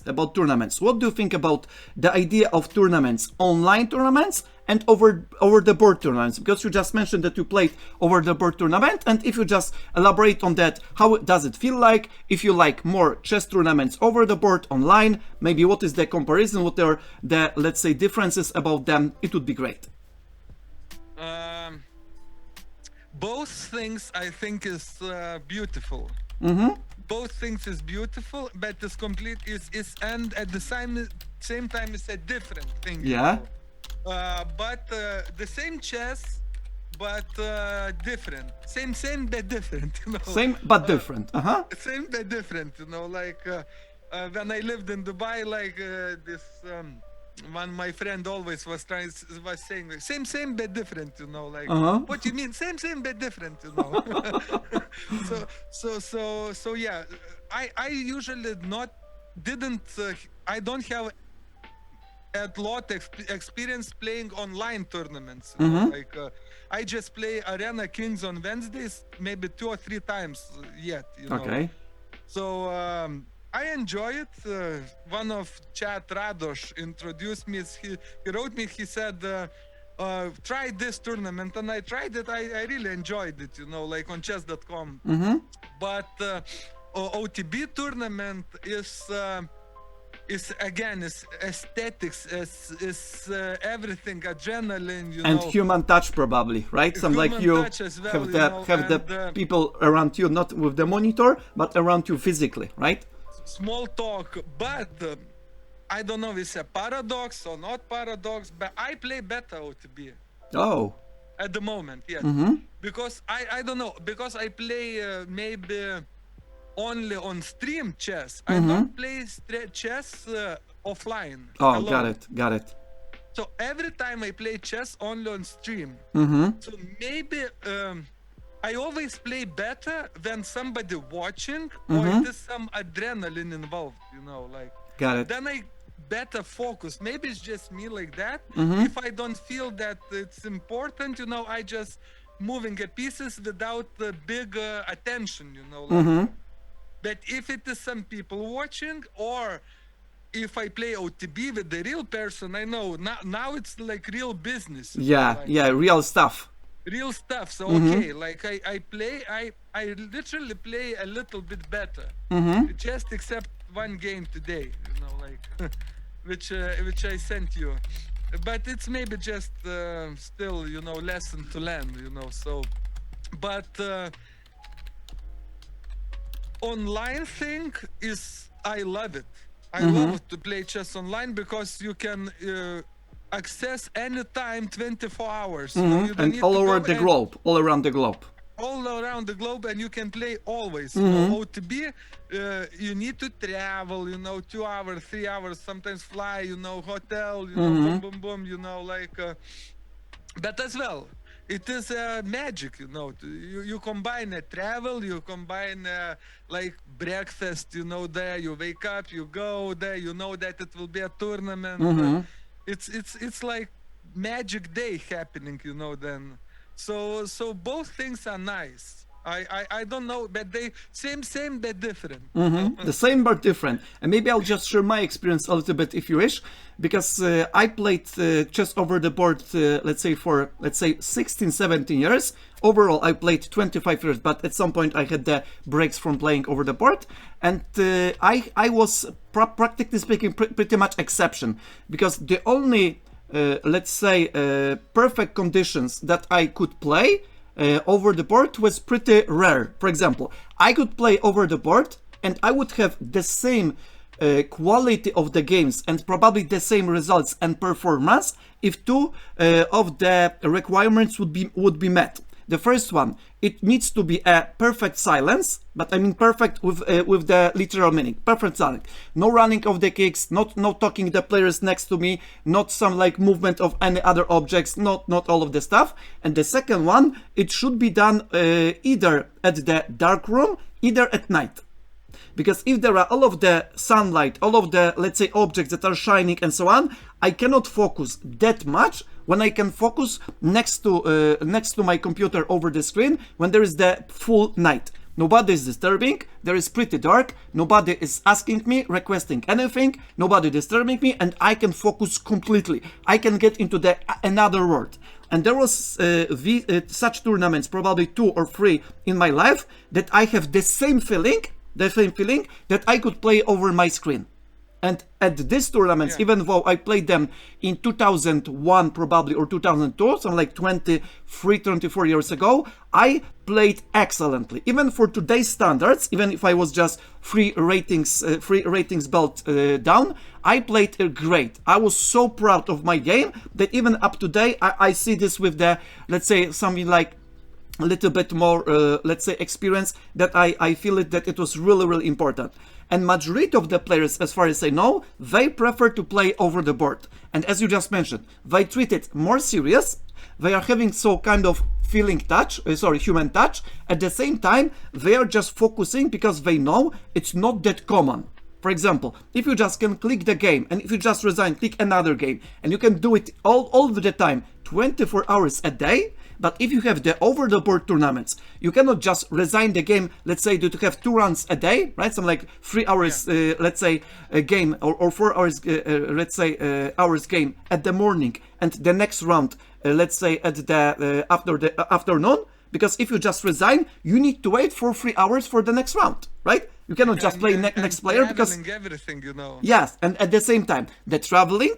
And now the expenses, because normal tournaments doesn't have any expenses, right? Expenses, there is the investment of the time, traveling, all of this stuff, and therefore people treat it way more seriously. That's my impression. For me, it's a little bit opposite, For me, I would prefer, I like when it sounds around. Oh. In that sounds, I found something, I can like split the sounds and split my mind, I don't know, but when it's too silent, for me, it's suspicious. Something strange can be going on. Yeah, but I believe in very like high level tournaments, very like only two opponents play on stage, you know, like there is a silence, you know, like then it's there is no kids running. This is in my level tournaments, you know, this open. It's but still, this is fantastic, you know, like. But the conditions you are talking, I think it's in very high level tournaments you can reach, you know. So, or maybe when in tournament is people like you, the same ideas, the same. But for me, I would love if they would allow to listen music or something, you know. Yeah, like, I played, by the way, I played one tournament having the, back then, because it was 24 years ago, I had the Walkman. Back then there was the Walkman, I'm not sure if you remember. This was the, let's say, the device with the cassette, with something like Yeah, I know the mechanical cassette. And I had the, let's say, headphones, and I was listening to the music. Back then, nobody was talking about cheating, because back then it was not the issue, right? There was no miniaturization, no engines, and so on. And therefore, because it was my best tournaments in my life, I scored 11 out of 11. I crashed the field because I was playing one of the lowest group, but anyway, I just won all of the games. And the arbiter, when he was just giving me that trophy, was saying that I was listening into the headphones, the earth movement, and that's why I was that much, let's say, hype, and I just make this hype over the board. He was funny about it. Maybe you was not listening there of the moves. It was the earth of the movement. maybe was it beginning of something, you know, like back then I didn't have such resources. I didn't have it. That's why it was some like a legit one. Nowadays, of course, it would be forbidden due to the electronic devices and so on. But back then, it was pretty much important. And it's sad, you know. Yeah, but what I want to point out, and that's why I'm just let's say sharing this, that at this point, at this tournament, I have a great result. Not just because I was stronger than many of the kids, because most often I played kids, but it was the let's say way that I was cut off from all of the distractions, because the music was just getting me into the mood. I didn't hear anything except the music, and that's why it was the same as you provided me with the perfect silence. It was the same. It was a little bit boosted, if I can say that, due to the music that made me a little bit hyped. Therefore, it was some kind of advantage, if I can say that. But it was, let's say, not an issue. But what I wanted to make, that's why I just put this, let's say, Walkman with me. It was the idea to completely cut off from the world. I wanted to be, yes, completely focused over the board, and I was not taking care about the kids running, because it was the tournament back then that was 250, let's say, players, and probably more than half were the kids at the age of 7 up to 11, and they are of course making all of the, let's say, shouts, all of the running and so on, and therefore nobody could just provided me perfect conditions. And the idea of getting the Walkman and the headphones over my ears was the idea to provide all of the excellent conditions, and that's why I made such a performance. Yeah. So for me would be perfect if it would be allowed to use the music now, you know, like I would love, I believe I could perform even better, you know, as well, you know, but not because of the sounds of the, how to say, to disconnect sounds of the world, because I don't care it, but just boost, you know, like making you a little bit boosted, right? Yes. Okay, I guess it was a pretty nice thread that we just mentioned. We are just, let's say, share some of our experiences. And next one, if we just talk about a little bit, because it's connected for all of the previous parts, is the chess clubs. I mean, chess clubs over the board, because probably you may have some experience. If you can tell us about this, it would be amazing. Chess clubs. Yeah, I joined my chess club maybe 4 months ago, maybe on June this year. And there is in my area, like how to say, like it's a little bit maybe elder players playing in that chess club, you know, like maybe average year is 50, you know, like but because of that chess club I can play in the London League, you know, like so I'm very happy, and they somehow treat me like maybe they don't know, maybe think they am younger, you know. They I believe they think I'm younger. They think I'm about 30, you know, 5 or 30 something, you know. And in them eyes, I'm younger. They treat me. They always try to teach me, a little bit, which I'm really happy, they experience, But they give me a games. They really, even if I'm losing, but they still give me board 5, like. Got it. So I'm really happy about it, and it's like for free. You don't need to pay, like, I mean, not chess club for free, but the games, when you play in the league, it's not like in tournament. In tournament, you pay like entry fee and so on, but when you play for club, for team, you don't need to pay. This is one good thing, but another good thing, it's like a team feeling. Like, you're together with others. Together with others is responsibility coming, like you're trying, like, which I love. I love that. Yeah. I love that thing. I love to be in the team, and like, if possible, I definitely encourage all the viewers just to go. Don't think about much. First time I was going, how they will treat me, how I will, But when you go in, that's it, One time, second time, you became. It's go okay, with the flow. Go with the flow. Go with the flow. Don't worry about it. Just 1,000 miles, as I said, starts with the first step. Definitely. So yeah, it's team feeling, community feeling, and many good things. Like. If you don't like, for example, if you don't like, you can stop always. There is no problem with that, right? Yeah. Okay, thank you very much. And another topic that probably would be pretty interesting for our community and our viewers would be the chess analysis. Because it's one of the a little bit more, let's say, more precise activities on the board that we need to do. And what is just a chess analysis from your perspective? How you just get into this, and what is the goal of this chess analysis? What you get in return if you are just doing this chess analysis in assumption with the correct way? It has two things, two types of chess analysis with me, like one type when I play games on stream online, then I just quickly, sometimes after the game, just press like analyze and quickly view.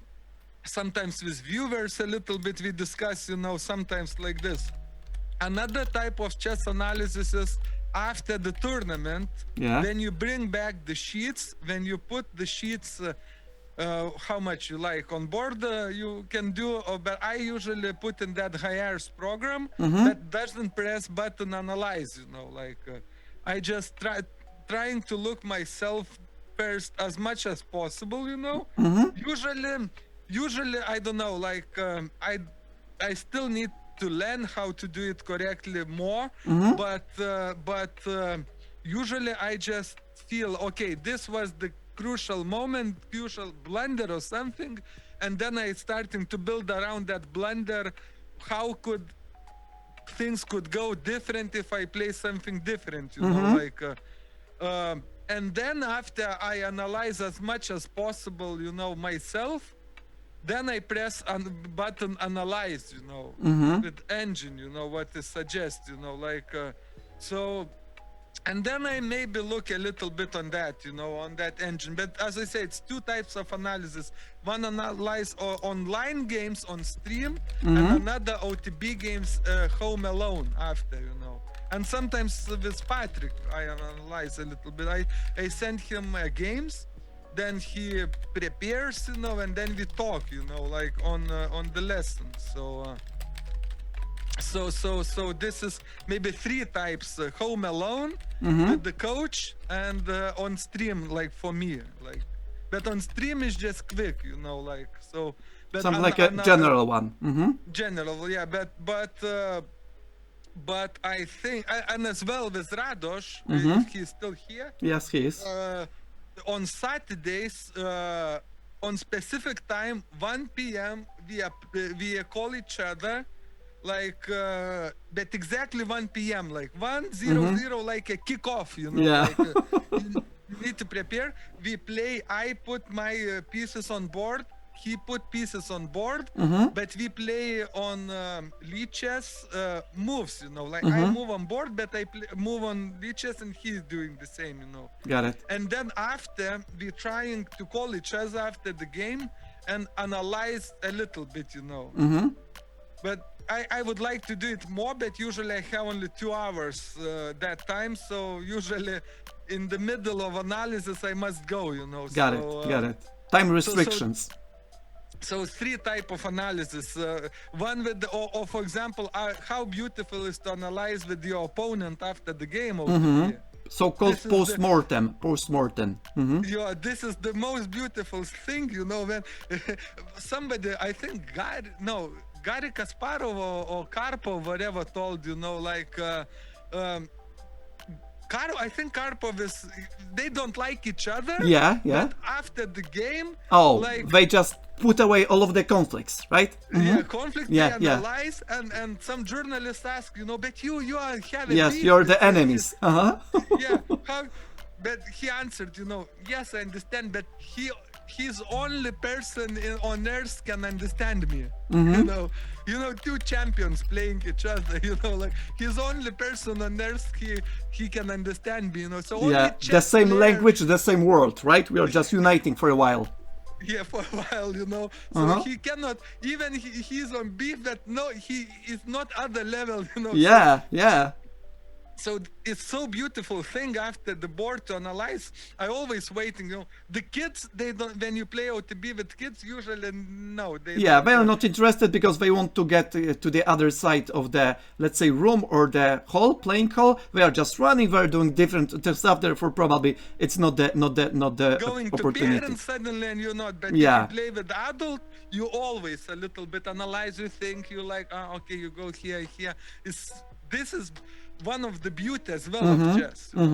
This is one of the beauty. Analyze the game with your opponent. You're trying to kill him on board, and after you're analyzing, like nothing happened, Yes, and it is important because many times, if this is possible, because sometimes the opponent does not want to collaborate, if I can say that sometimes you can see the different approach to problem solving. For example, one player solves the problem with some kind of brute force, with some like calculating variations, and the other one is just looking about the positional factors, right? Some like a little bit of strategy, a little bit of maneuvering, a little bit of piece harmony, and so on. And therefore, sometimes these two styles, if they are clashing each other, can produce some kind of benefits for both, right? One player who is pretty much a calculator, if I can say that, can learn a little bit more about the strategical one, and the strategist can learn about some kind of calculation, some kind of brute force, and they can just integrate that into their playing style.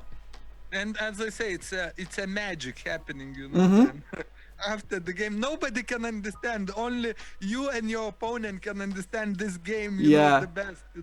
What he was thinking, sharing with you, and what you were thinking, sharing with him. So it's like some kind of chess, like I don't know, like magic, I would say probably this book or maybe this video, like Alice in the Wonderland, right? So like that different dimension, right? You're just in a different world. Nobody is just into this world but you and your opponent, and you are just sharing the flow, the vibration, positive energy, right? Exactly. And I was with my chess club teammates when we was traveling back from the game, outside game, and he said, Jesus, when I play chess, I even forget that I have 3 daughters. You completely disappear. Everything disappears. You're getting into the magical world, just like a bubble, just you mentioned, right? The bubble, you're inside with your opponent, and as long the game analysis is, let's say, in the process, you're just in the bubble. After the, let's say, analysis is gone, the bubble, some like burst, right? Disappears, and you're getting like, oh my goodness, 3 hours passed by. How quickly, right? some cave, like Yeah, yeah, so like a cave. Yes, definitely, definitely. Okay, let's go for the next, let's say, topic, because we have few more, maybe a dozen more, if I can say that. But at least, let's say, few more that may be really, really interesting. Even if you just mentioned some of this, I would like to make a little bit more focus, just exclusively on this one. What do you think about chess streamers? In general, what do you think about chess streamers? what specific you uh I mean, the question I'm not exact. What you chess streamers like a persons or Yes, just that's like people who are streaming chess. No matter if they're streaming on Twitch or on YouTube, but chess streamers, not the other type of people, but chess streamers. Do you think they do a good job? Do you think they provide value? Do you think they should collaborate with each other? Do you think everybody can be a streamer? So like, what you think about this? And you can just go any way you wish. Yeah, I think it's again a few types of streamers which they want like to boost an ego. One type of streamers they just want to boost an ego, just watch me, watch like, and I like A celebrity thing? Yes, and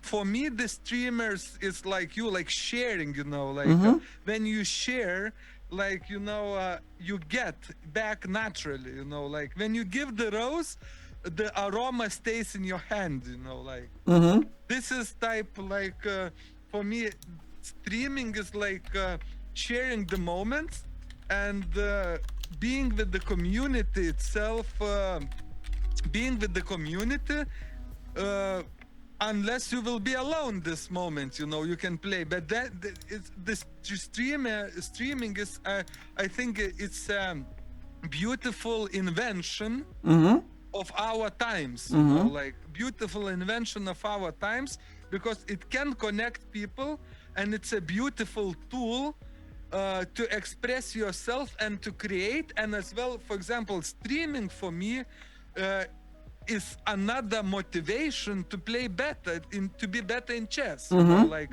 because streaming allows me to keep a consistency, as I said, and because of that, I can be more with chess, like legally. Yeah.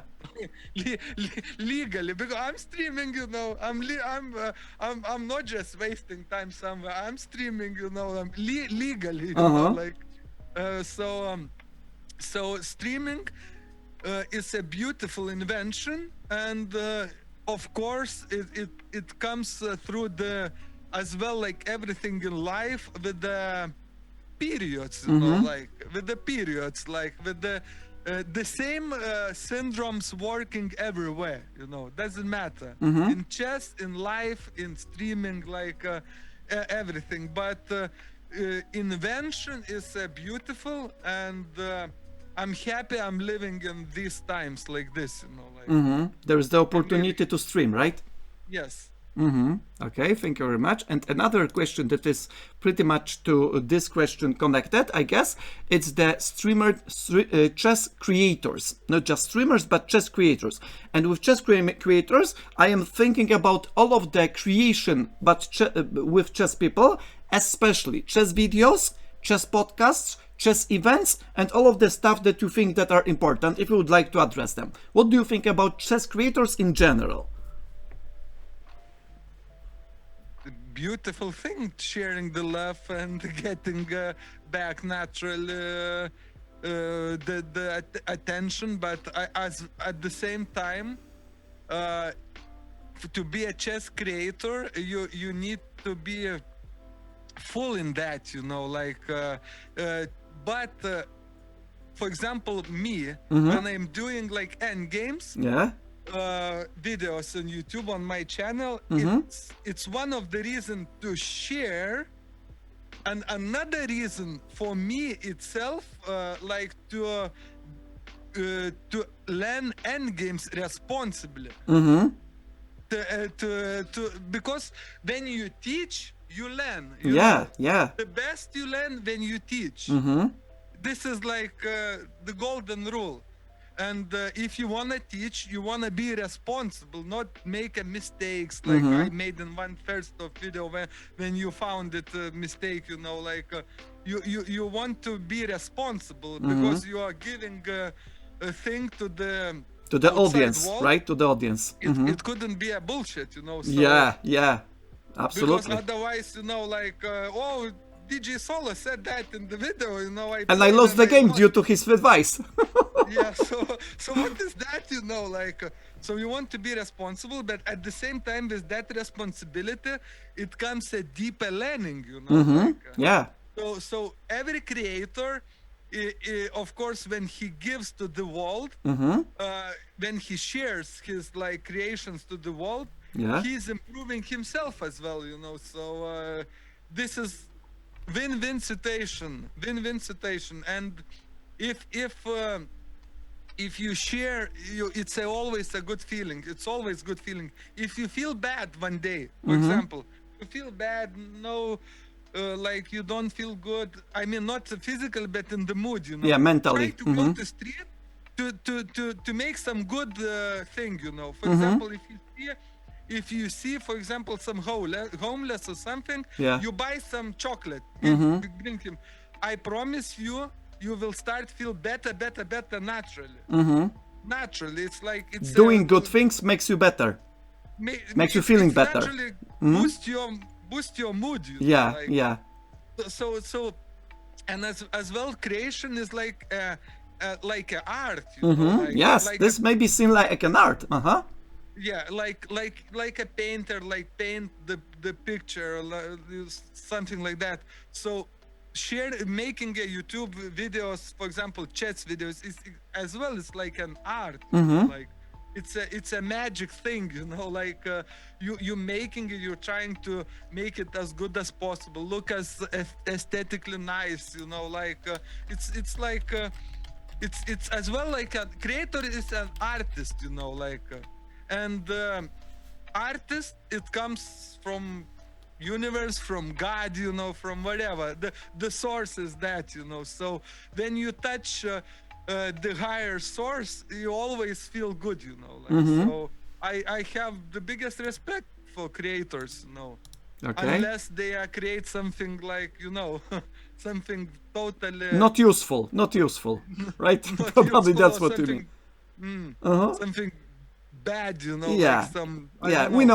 know what we are talking about, definitely. Yeah. And now another one, because we are just talking about chess creators. What do you think about chess materials in overall shape? In overall, do you think that chess materials as the big resource is the let's say good enough for everybody, or maybe there is something like the gap for specific players? For example, the players of the rating, the players of the style, the players of the specific needs. What do you think about chess materials globally? Whatever we call chess materials, what do you think about this resource as the big one? Is it good enough? Maybe there is some lack in the market, maybe there is a lack in quality. What do you think about it in general? Chess material, what you mean, like books, like Everything, course? everything. Materials are like the stuff that help you to get better in a global sense. Maybe it's too much now. Yeah, you can tell us. It could be like you know, when you come to the shop and you're trying to buy a milk, you know, like and it's like hundred of milk, like which is milk, one is nicer cover, one is, but it's the same as a milk, you know, and it's very difficult to choose, you know, like but that's why you need a thinker teacher, which it's a chess guru can suggest you what exactly to do. For example, the book on end games, I maybe was using wrong book, and you said this book is good for. This is perfect. Like, this is perfect. Yeah, for ratings. Like okay, and yes, it's divided into ratings at the same time. Yeah. Yeah. So it's we living in the times where you can be busy with the stuff you do 24 hours, and it will be not enough. You know, Yeah. like yeah. It's everything available. You just need to want it, and it's no excuse, you know. It's just if it is for example people say, I don't have time for that. You have time. It is just priorities. Yeah, You know, like, what you divide time to some yeah, so specific activities. yeah. So if you don't have time, it means it's not your priority. Yeah, yeah, definitely. So material is more than enough. It's enough more than 3 or 4 of your life. You know, like so you just need to correct, like to find the exact like rabbit hole. You Yeah. know? So definitely we're living in such a times.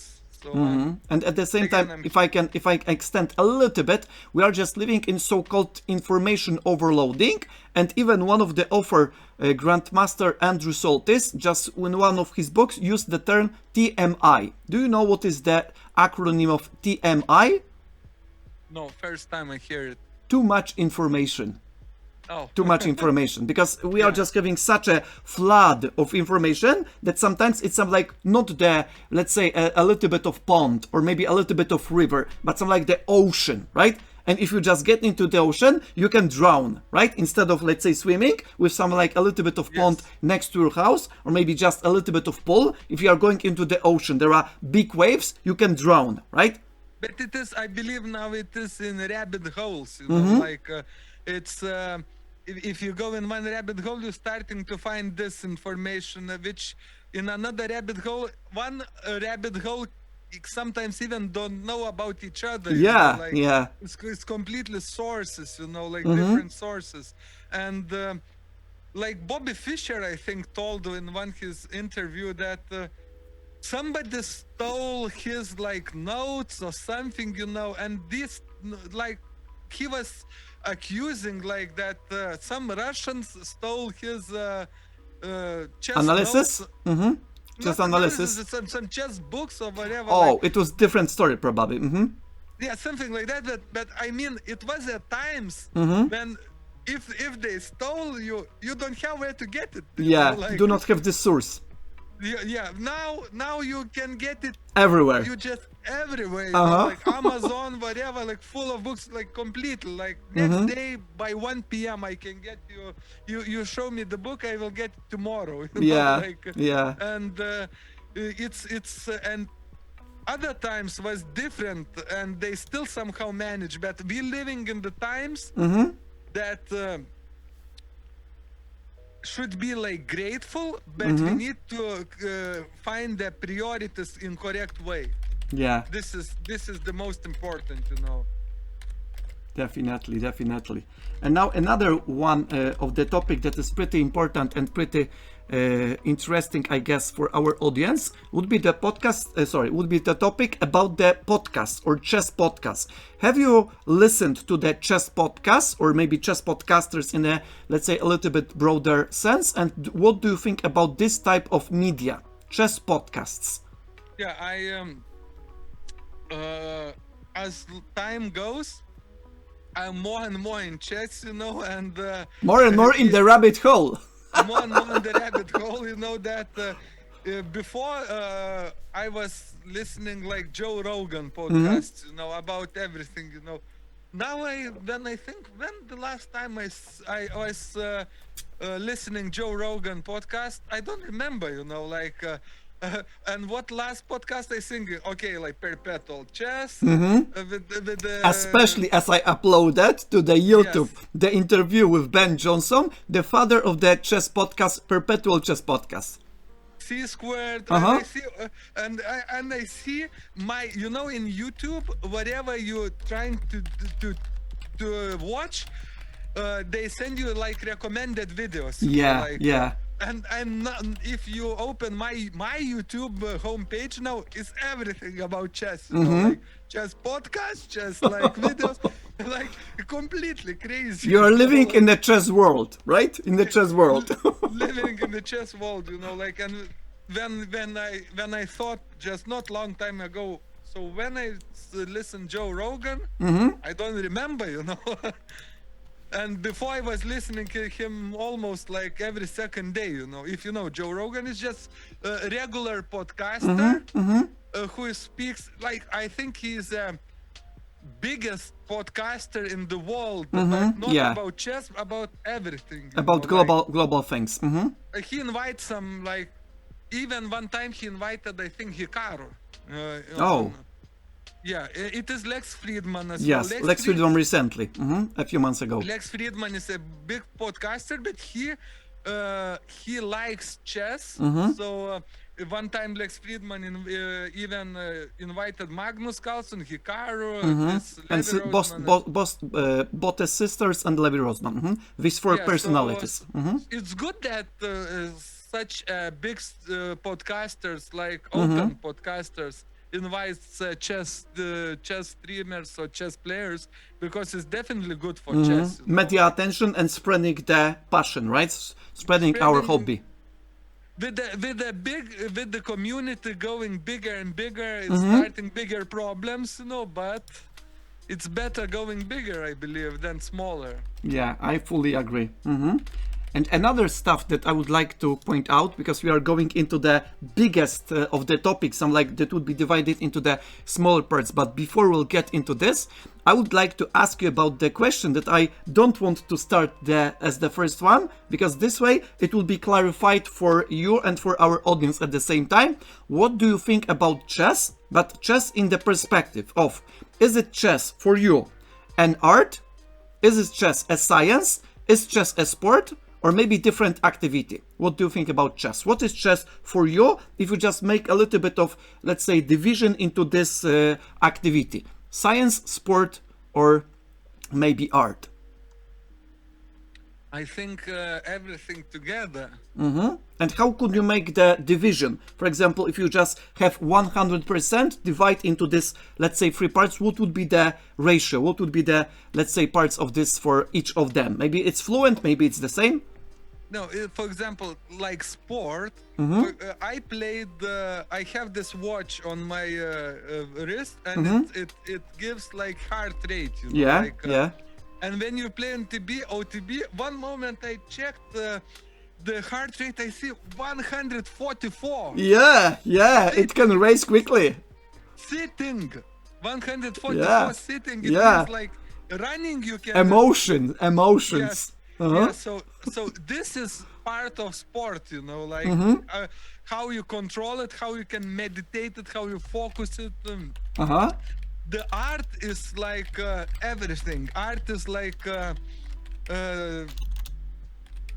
art is, as I said, like something like the source of the God, you know, like when because art is a beauty and combinations like movement, as I said, like even when I started the stream, I said when the cars move like this labyrinths, you know, like you like all that connections, all that like this saves that, this saves that, and it's never ending. This is an art for me, you know, like and art as well, that satisfaction and that sharing, that feeling which you cannot explain by words, but it satisfy you and it's beautiful, you know, like this is the art part of chess, you know, like and the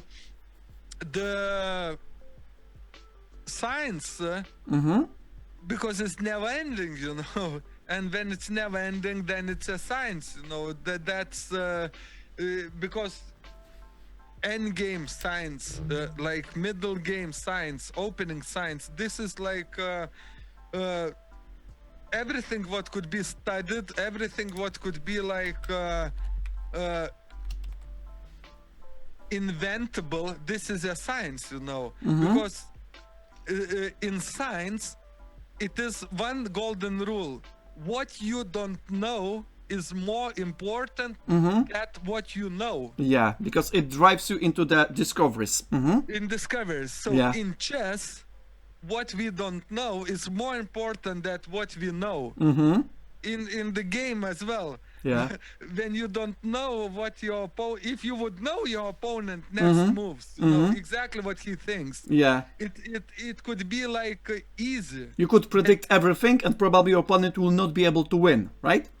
Not easy, but yeah, but I mean, the things what we don't know is more important for the things what we like a tomorrow newspaper. Mm-hmm. Tomorrow newspaper is more important than today newspaper. Mm-hmm.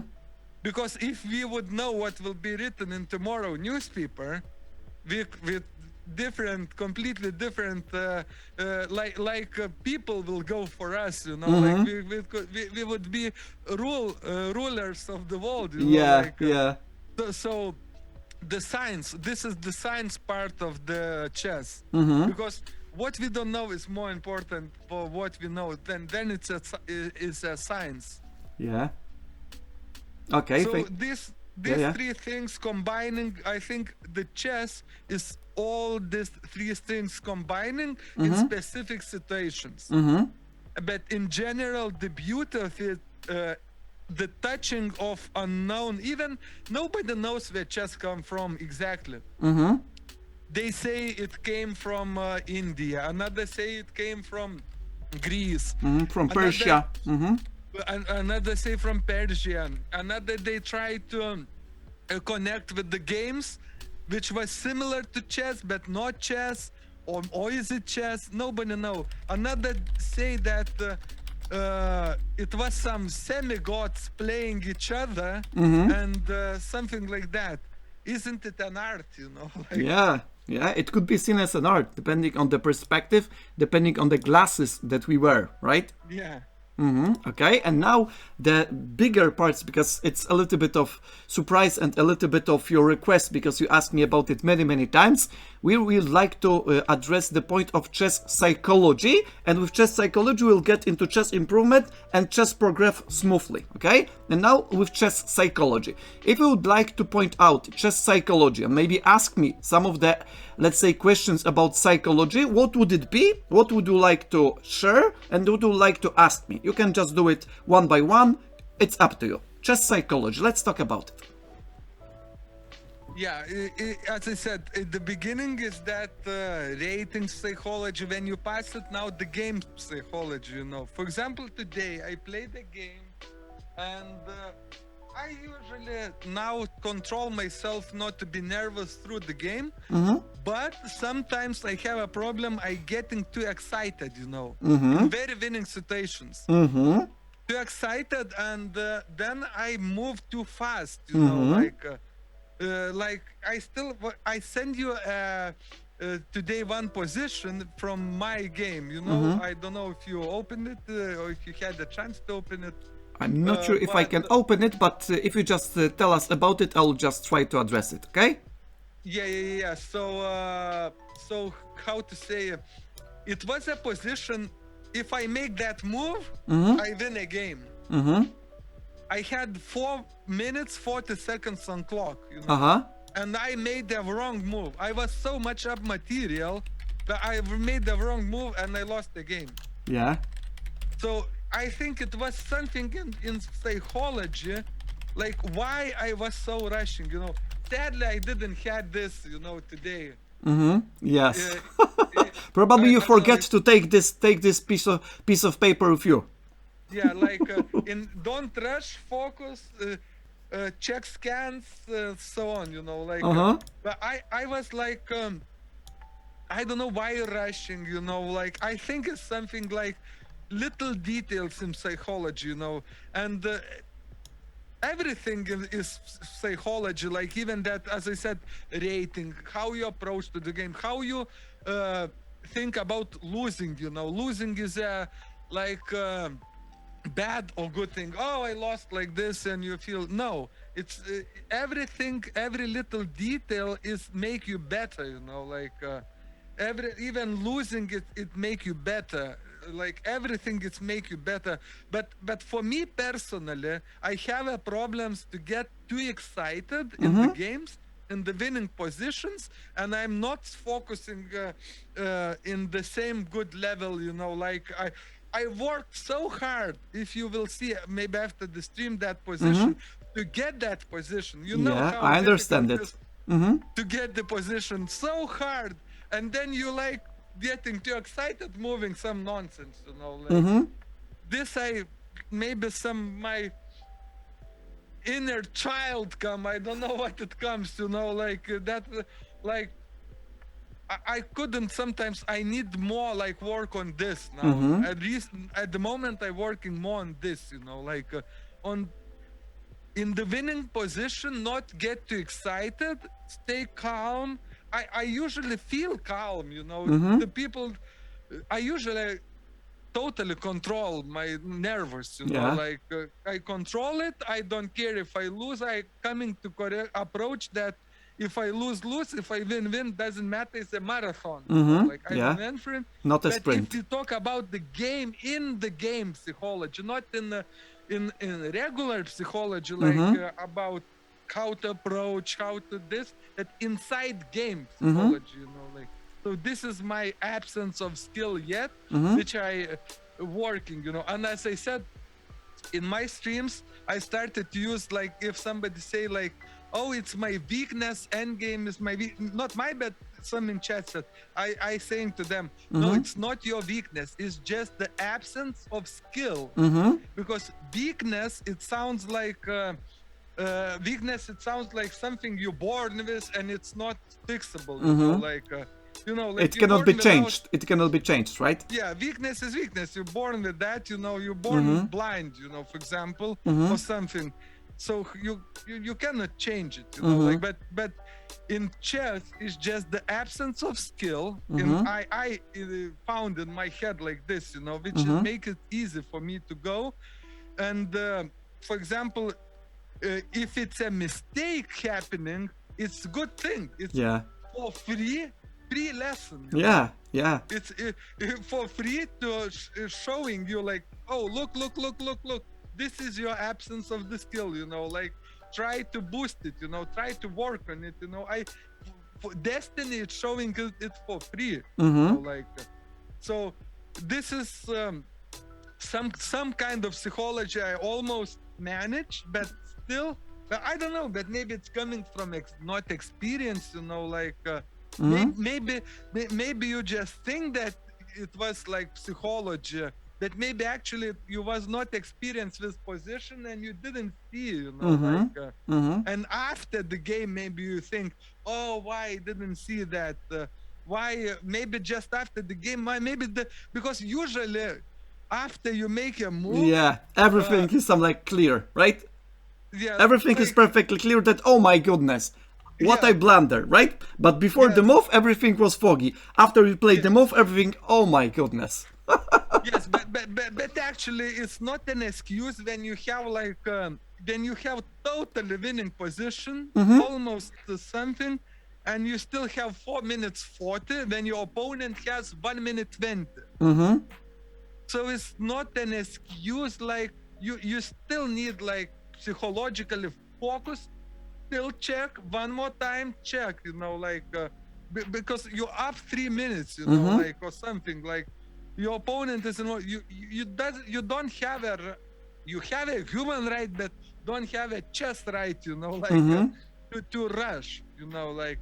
And this rushing is something with the psychology. Maybe you want to win faster, you tired or something, you know, or you just, okay, I'm in, I don't know, like this is the absence of skill for me yet, like to control myself, like to stop, don't rush. Sometimes I on stream I telling loudly, you know, don't rush, you know, like talking to myself, you know, The like, mantra one. like focus, you know, and some chat saying, if you tell the words, you know, if you don't focus today, it doesn't mean if you will tell that focus, you will start. But no, for me it works. You know, like Yeah.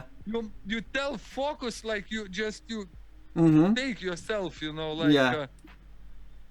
And for example, before, like not like maybe like half a year ago when I played chess, I don't like exactly understood that I'm playing the live human who is still trying to win, the same as me. The same goal. Yeah, like I didn't like it looks simple, it looks stupid, you know, maybe, but when you play, I was just thinking about my moves half a year ago. I don't think that he is thinking as well how Yeah, to he's making like, the plot. yes, like, and half a year ago I just think, okay, move here, maybe here, but I don't think that if he moved here, he has a plan, you know, like You didn't like take into consideration one important element: your opponent. your opponent, your opponent is a live person, you Yeah. know, like A pretty to much fall, disturbing opponent. Disturbing. With your plans. what he wants from me, you know, Yeah. like he's not allowing always win. Why you he's know, not I want- collaborating? Why he's not Yeah. collaborating?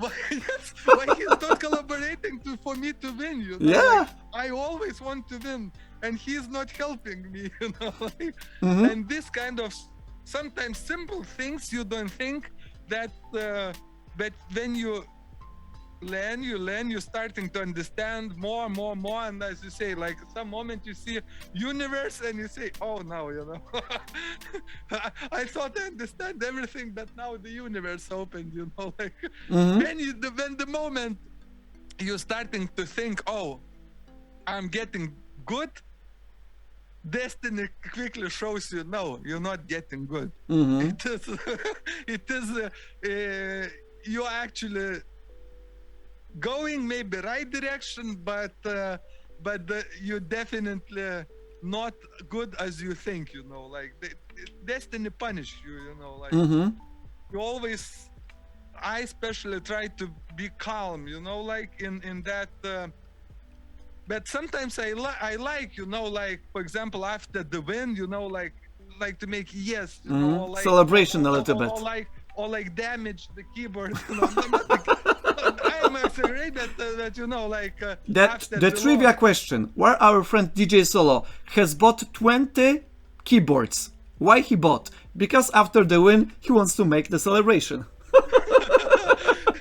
yeah, but this is because this is part of sport, you know, like maybe this is part of sport that you celebrate. You Yes, know? celebration. In Yes, chess, you it's can important part. celebrate. And you can be sad as well, very sad, you know. But for some moment, then you need to stand up and go on, you know, like. And because if you can celebrate only because you can you feel the pain of losing, you know. And because you win, you don't feel the pain. Because if you never felt the pain of losing, you cannot celebrate, you know. Because how good, sometimes you celebrate not a win, but you celebrate not a lose. Yeah, You know? yeah, to escape from lost position. You escape from that pain. You Yeah. know, like, good. There is now, the okay, relief, the relief. relief, you know. So you not celebrate, oh, now I'm like, oh, you know, like good, or something like, but you celebrate that, cool, not today they beat me. Yeah. So, I avoided another loss. yeah, I can live a little bit longer easy, you know, like without pain. Because as much chess give you joy, as much it gives pain, you know. So. Yes, there is some kind of proportion. And about the topic as you just addressed, maybe I'll just comment a little bit because it's one of the psychology and at the same time the practice side of chess. And I experienced this, of course, many times. And depending on the, let's say, deeper insight, it can be both. It can be both. The one that you probably didn't know what to play, you was not that much sure about the position. And the second one, you were too excited. And sometimes it sounds like blended. Sounds like it's blended. Therefore, it's a little bit different. And the other part about the excitement and the difficulty of controlling this excitement and this movement that you are just making some kind of, let's say, getting stupid, if I can say that, because you are just like too excited and you cannot, let's say, have the, let's say, reasoning thinking, logical thinking. It is the matter of chess maturity. The more you experience such situations, the more you try to address it, the more you just adjust to this and get accustomed about it. And therefore, it's the matter of having these situations more and more, trying to create the way how would you like to make it a little bit calm down. And one of the ways to make it sound like a little bit more let's say efficient is to, of course, depending on the time control, depending how much time you have on the clock, is to step back from the board. Because many times, if you do not step back from the board, do not make some kind of physical movements, then your emotions will just explode inside. And then the explosion will not allow you to think clearly, to make the decisions the same way after this, let's say, wave of excitement. And that's why one of the idea is just to step back from the board, just make one or two runs around the, let's say, tournament hall or something like that, make some kind of, let's say, physical movement, and trying to have a deep breath, because breathing physical breathing can help you to make the, let's say, excitement a little bit more balanced. And if you have the balanced excitement, even if you are feeling the joy, but this excitement is not disturbing with the clarity of thoughts. And that's why, from my perspective, it is the matter of chess maturity. You haven't experienced that many times. Therefore, for the first time, it sounds like shocking to you. You didn't have the opportunity to control it because you didn't have the opportunity to experience that, right?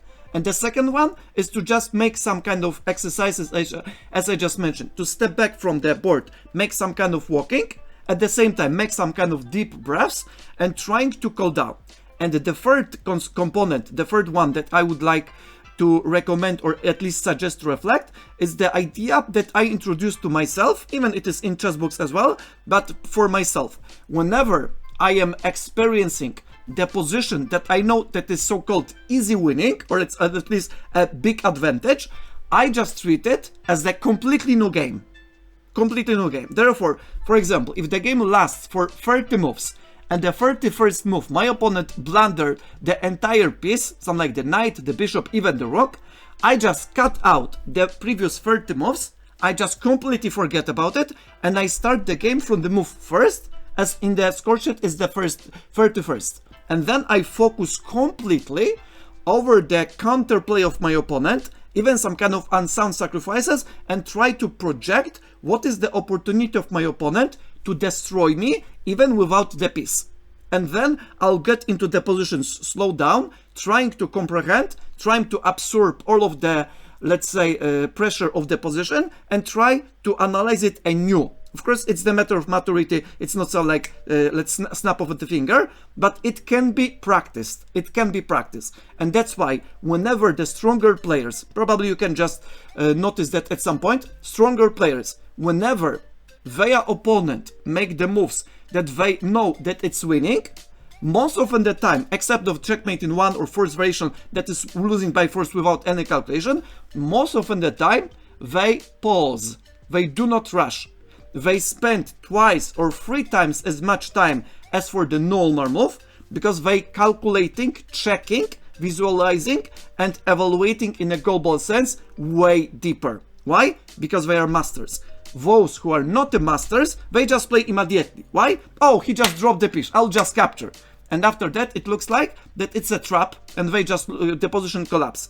And that's why masters have these habits to not get over excitement, and whenever their opponent is playing the move they completely did not expect, because the blunder they do not expect, they do not calculate the blunders, they just pause, they just try to make the composure, and they try to evaluate the position anew.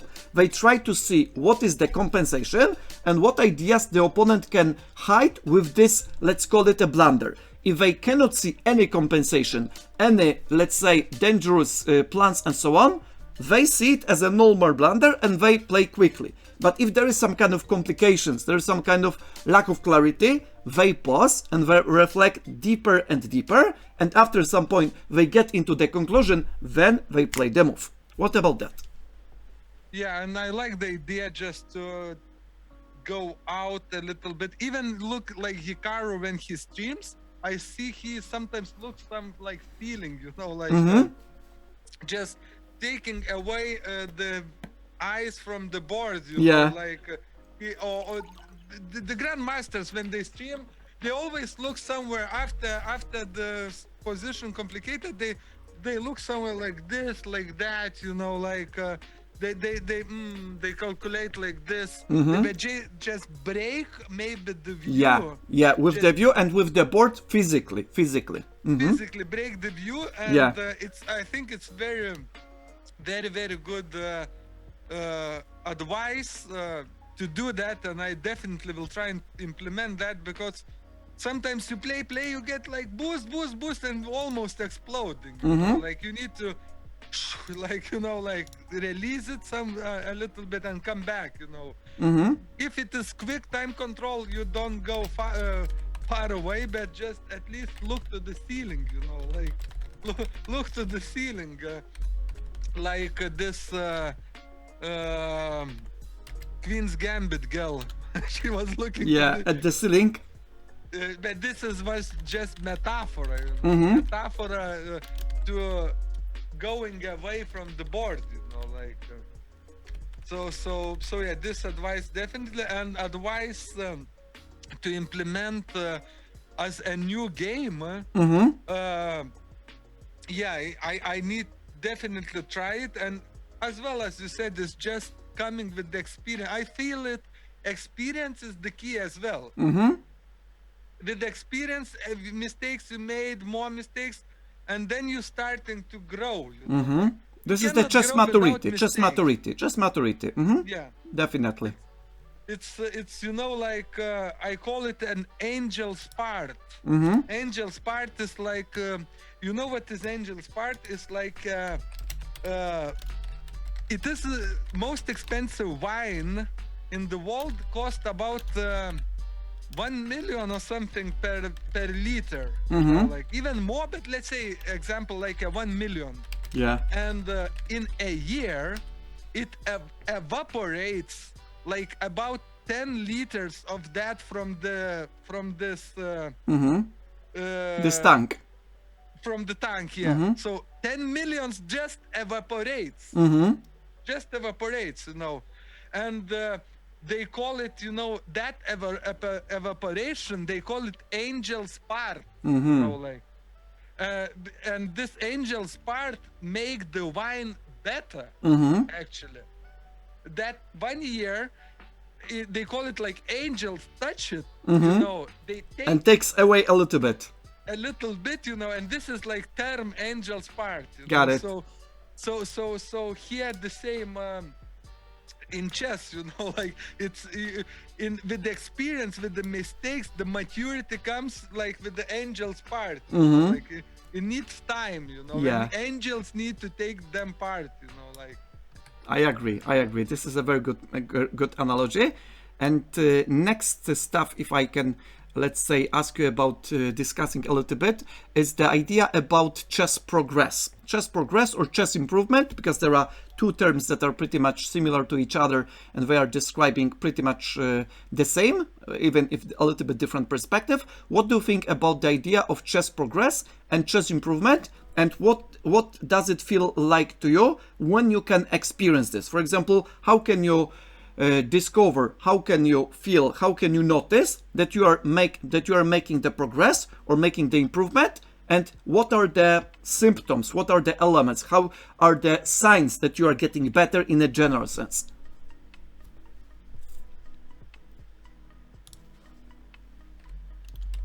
I can't hear you. Sorry.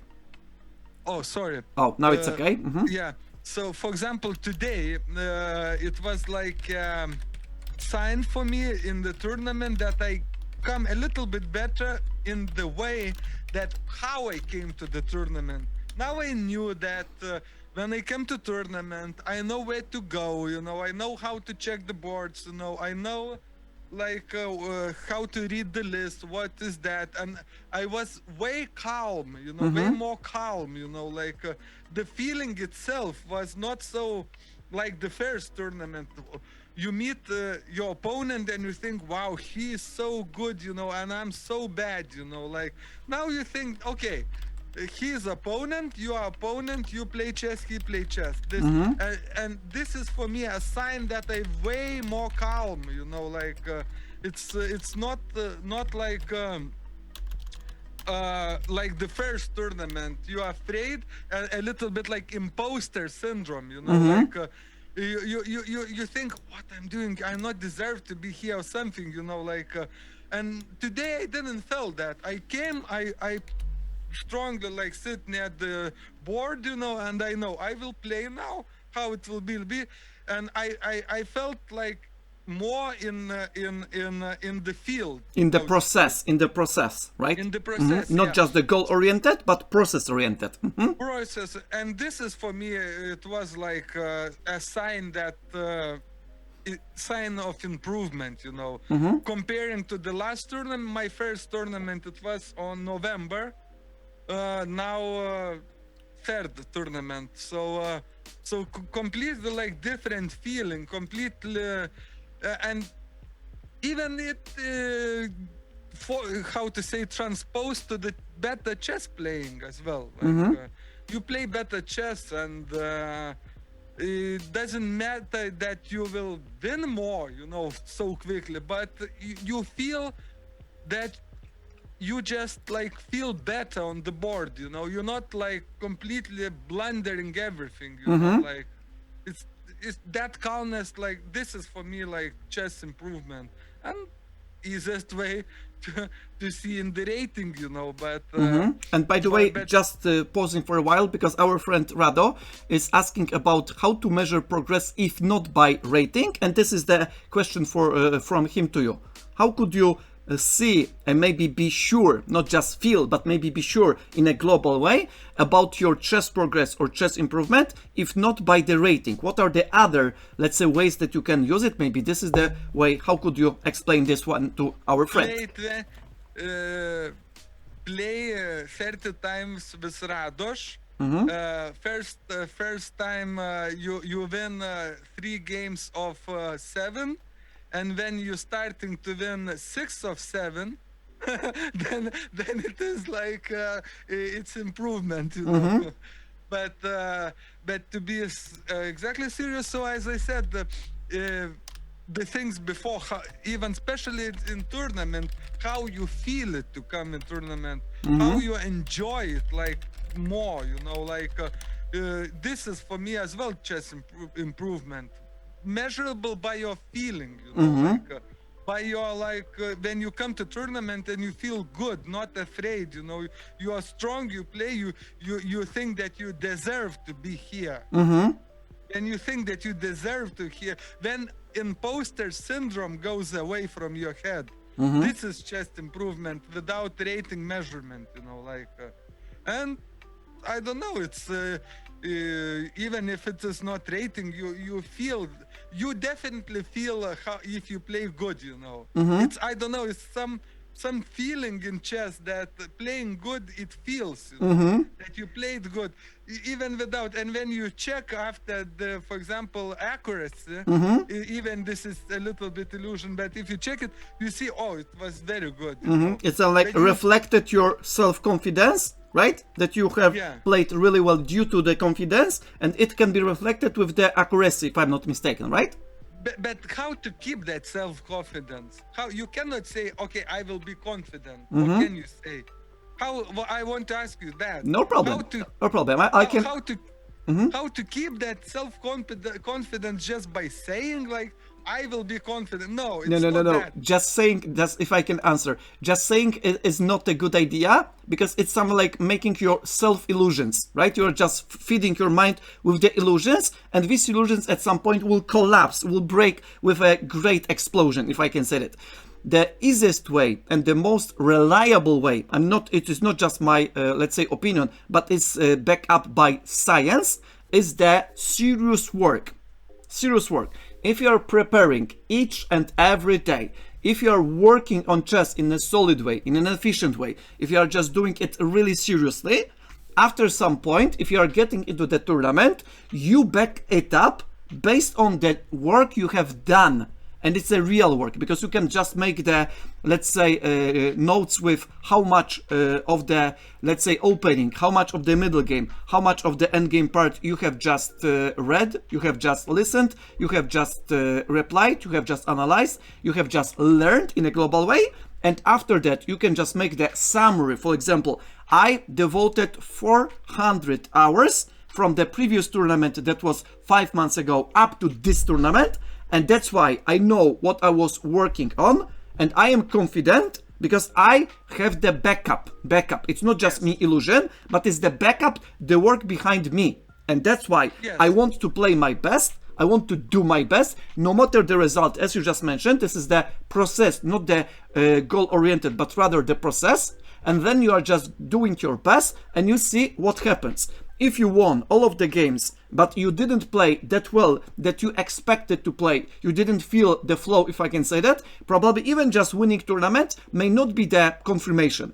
And the opposite, because recently I played in the tournament, I have this feeling because I changed the opening repertoire, if I can say that, because I didn't have any, but I changed this, some like start to building it up, and I got into the 5th place, 4th or 5th place, something like not the top, the first one, but something like the 5th place if I'm not mistaken, and I was super happy because the quality of my games were very good, even though if I played very difficult positions, I did my best. And I couldn't manage up to the top, for example, like winning the first prize, because there were better players. There were better players. I couldn't handle all of the opponents I played that efficient as others, and therefore being on the 4th or 5th place was absolutely perfect for me.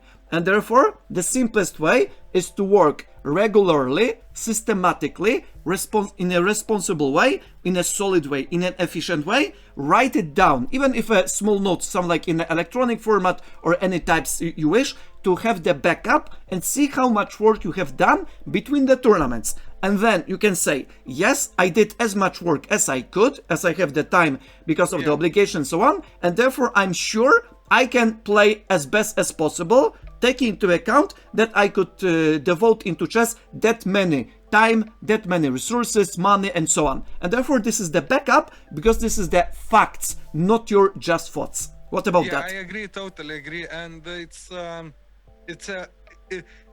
confidence is a proof of your work, actually. Like confidence is a proof of how much work you have done. You have done, yeah. I totally agree in that, and this is what the thing you can control, actually, because the winning or losing you cannot control. It's always depends on your opponent. Like you cannot and on you, but as well on your opponent, but the work part is always depends on you. Yeah. So that's how I definitely agree, and the measure answering to the Radosh, how you can measure the progress without rating.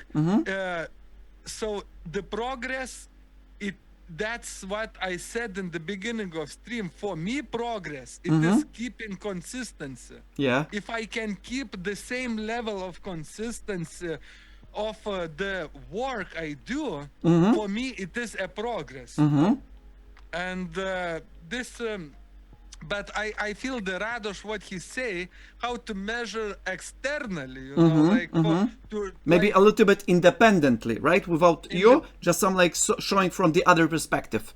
Yeah, so that's why rating is created, This is a good thing for that. That's why in correct rating you get correct opponents. Because Magnus Carlsen is working, Hikaru is working on their own, and because they have such a rating, they can meet each other. Otherwise, if it is no rating, I can say like this guy from Facebook, I can meet Magnus Carlsen, So this is the rating is just arbiter between like you and Magnus Carlsen, like. For example, between me and Magnus Carlsen, and rating is just the calibration, which, like, if it is match, we can meet. Yes. Or even if you are so lucky, you can meet Peter Swidler in the bar. Then it's winning a lottery. This is not confirmed. So yeah. It's actually rating is necessary, but it's just independent to find a good match, but not a status. Yeah. Not a status, but the most biggest confirmation is how devoted you are, and how consistently you're doing that. How seriously you approach to this topic, right? Yeah. For example, you can. your goal is like to keep this consistency level this and this hours, and for example this week you didn't do that. You measure that you needed to spend sometimes. I show you one thing. Where is that? Yeah, I have this thing, this measuring Uh-huh. time stopper, Timer, you know, like stopper. timer, yeah. Yeah. And for example, officially, I know that I work from 3 to 5, you know, like to chess, you know, like, but you can work from 3 to 5 just work, or just very deep work, or sometimes you go here, Different and quality of work. yes. So I have this, you know, for example, if I go to kitchen or toilet, I stop it, you know. Yeah. So it doesn't mean 2 hours that from 3 to 5. 2 hours mean when I deeply work on, you know, when somebody like something happening, stop, you know. You So need I to see, for take the example, phone, for example, right, Kolo? yes. For example, I yesterday needed to do not yesterday, Thursday, woodpecker method for 2 hours. It was my plan, you know. But I did only 1 hour 11 minutes, you know. So my goal didn't reach. But the time I started was okay, from 3 to 6, you know, like, but didn't reach 2 hours. So not good enough. Not good enough, you know. So this is measuring of my progress, you know. Did I, and small things, this you can measure, and the rating is just, you know, like external arbiter. Yeah. To match you or not match you with the strongest or not strong opponents. Like, that's it. Yes, I agree. And I'll add a little bit, because this is the topic that is super important for everybody. And of course, sometimes it's a little bit misunderstood at the same time. One of the goal of the ratings is just to pair the players at the same level if you do not know how strong or how weak they are. Another approach for rating is the at least one time best performance of the player. For example, if I started and I get into the tournament for the first time, my rating performance would be, for example, 2100, and I will be given 2100 rating. It doesn't mean that I am playing as the 2100 player, because after 5 tournaments I can get into 1500, and after 5 tournaments it will be something like closer to the truth, if I can say that, right? Therefore, the rating needs to be treated as at least the best performance of the player at the specific period. Of course, there is the definition of statisticians and so on. I don't want to get into too much detail. Another approach from our friend Mike Pumpkin the Cat, he's just saying on the chat. Mike says, rating is primarily a tool to help pair you with similar strong players. Another one that I would like to point out, because Mike is having a great idea to share with us. Mike says, for me, confidence also comes from feeling that I understand different positions better, or that I am able to have a serious conversation about a position with stronger players. What about that? Very nice, how to say? Expression? Yeah, expression. Very nice. And exactly, and especially like the rating should be treated as tool, nothing else. Like, but in the beginner levels, if to talk exactly about beginner levels, so who they start, for the people who start, the rating treated in the wrong way. This is and I like the Mike told that it's a tool. I like this word, you know, like exactly just a tool. It's nothing else. It's a tool, you know, like, wow, it's even opened something in my head when I heard it from him, you know, like a tool. And you see how nice is to have a like stream community, and this sometimes, you know, some comment or something can even open something in your head, you know, like it's very, very like connected, you know, and thank you, Mike, for that, you know. And about progress and about this expression, yes, yeah, it's exactly like you feel somehow you feel that it's coming better. It's going, as I say in my stream. Oh, today is not going, Yeah. or it's going, Something it's is going. off, right? Something is off. I do not feel. Sometimes the players use the expression, I do not feel the position, right? Or I do not feel the game this day, right? Because some of the, Yes. let's say, important happened. I do not feel the game. I know that I can play a way better, but today, for whatever reasons, I do not feel the game. I made stupid blunders. I'm absent minded, right? I cannot focus. I cannot analyze. I cannot visualize. I cannot make the plans. I make the simple oversights. I cannot feel the game, right? But usually I try to pay attention to that. Personally, me, I very try to pay attention for those days when it's not going, what I say, because I trying to analyze, myself, what it was, like bad sleeping schedule, bad food, or what is that, bad. I trying to every little detail. I think it makes you better, everything, good, like not wasting your focus everywhere, because you can waste your focus during the day everywhere, like you looking TikTok videos, for example, doing like scrolling, you just wasting your focus. Yeah. And this focus actually it's necessary transposes to the game if you keep it inside yourself, like if you're not just talking just bullshit just to talk, with anybody, like too much, you're like keeping inside you, and it makes you stronger actually that day. And if you wasted your focus everywhere that day, usually it's not going then. It's every detail. I try to analyze it, personally, me, I definitely try to analyze it, not always, I not want to show like something, like but definitely, like if possible, I trying. It's for me, it's very interesting stuff, And you can just monitor this, right? In the general sense, monitor yeah. this, not just forget about it. Okay, thank you very much. Now let's go into some of the little bit different topics. In a moment, we'll back into the improvement and chess progress at the same time from the different perspective. Let's talk about chess calculation. What do you think, and what do you let's say, how do you experience chess calculation? What is this, let's say, idea all about? How can you feel it? How can you apply it in the game? Chess calculation. Yeah, before, like couple months ago or something, I was like maybe lazy to do that. Like, I don't know, it was like difficult for me to do that.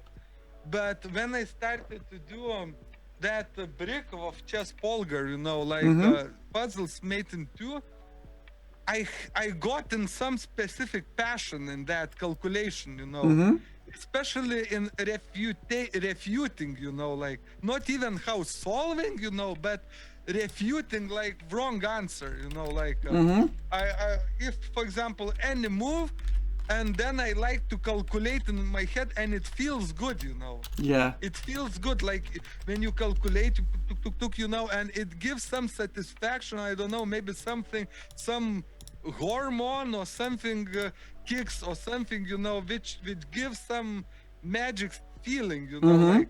So now I definitely love calculation, but like 3-4 months ago, if I need to calculate, I was like, it's very tired, getting tiring, and I was very lazy to do that, like completely lazy, like but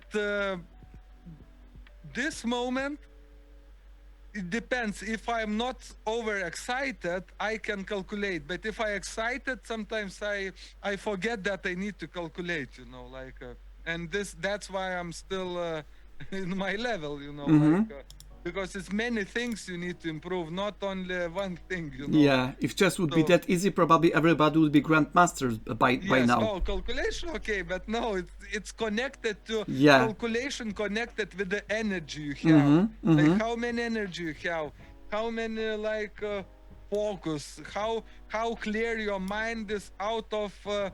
Now especially today, I was trying to even be calm in winning positions, but still was not enough in the sixth game. Maybe I was tired. The problem was that the game number four, it was 6 rounds, and game number 4, it was so long that overlaps with this next round, you know. So next round I was quickly starting to play without any break, you know. So energy levels was going down, calculations less and more, emotions and like this, you know. So calculations is definitely connected with energy, with psychology, with everything, you know. And sometimes it's definitely also with psychology, calculations, because sometimes you can think, I don't need calculate, I know this position, you know. But no, you need to do that, you know. You need to say that you don't know, you need to calculate. It's every little detail, you know, like. Yeah, you must do something, otherwise your opponent will do in your behalf, but he is just earning all of the benefits out of you, right?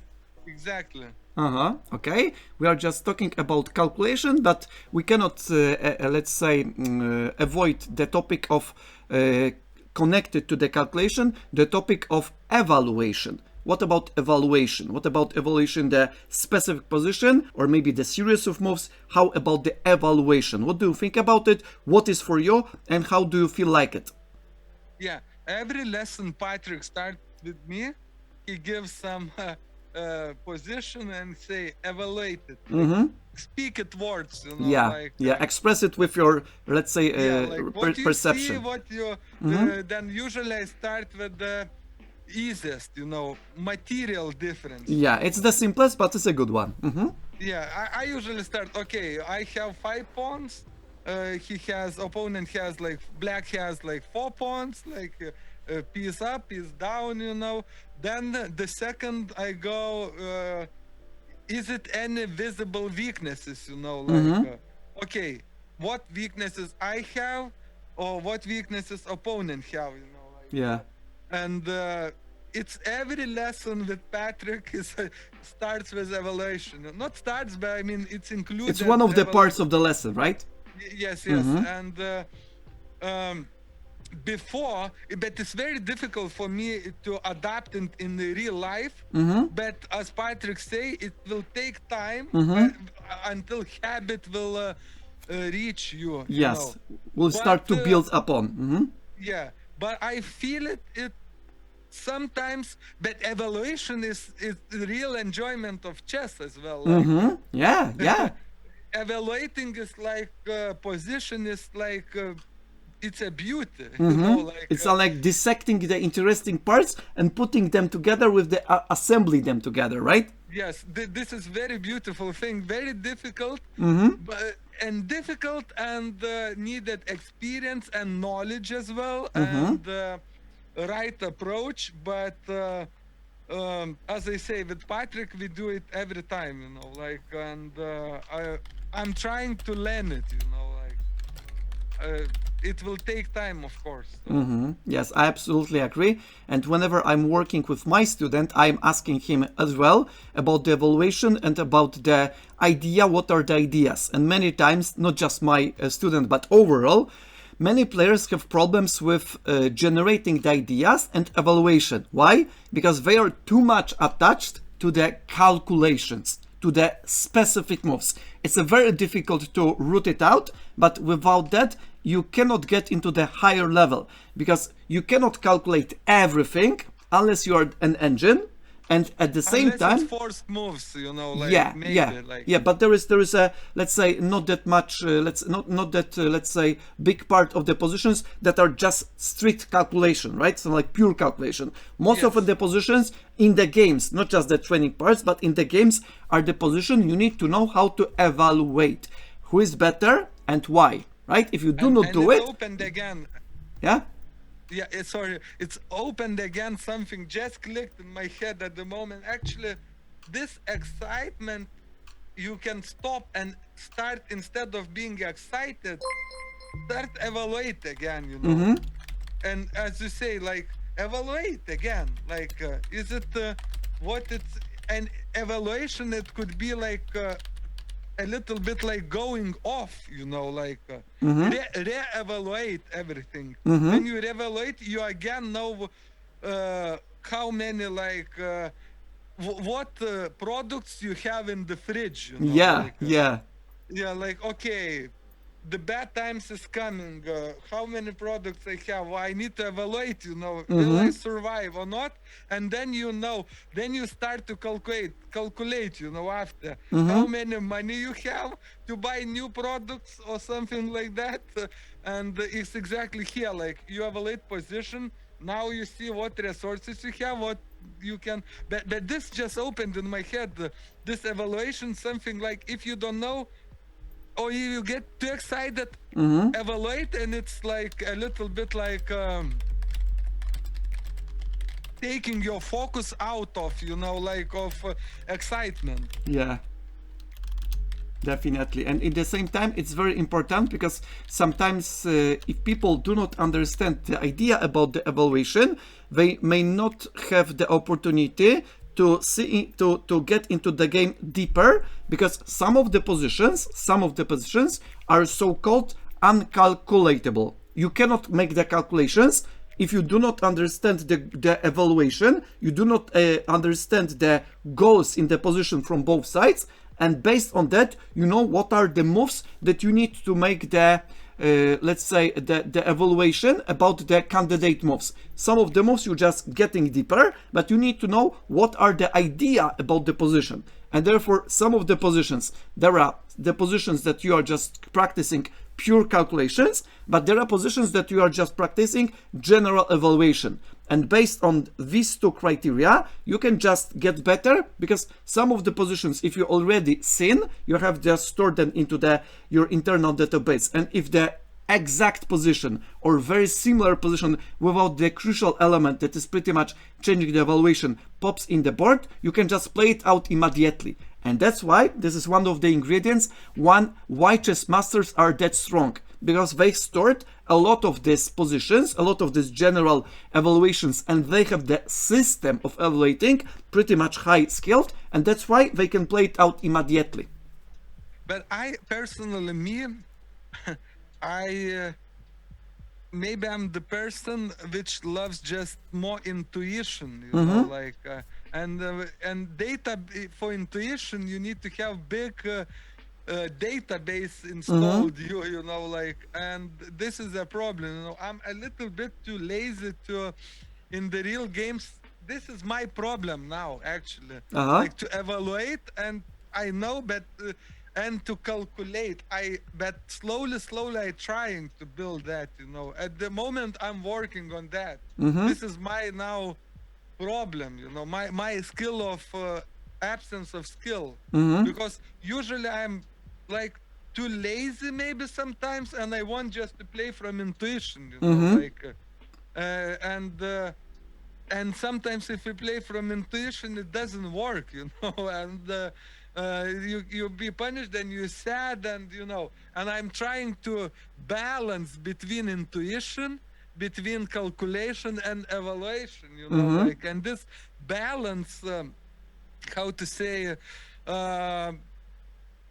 it takes a lot of time, and I understand it, that I'm in the process. So Yes, and maybe I'll just put one important part from the chat. Our friend Rado makes the very nice, a little bit humorous, but very serious comment at the same time. He says, human brain is naturally lazy. You need to make it work hard. need to make it, but brain doesn't want. Yeah, but if you want to achieve like the goal, you need to make it work, right? Yes, you make it work.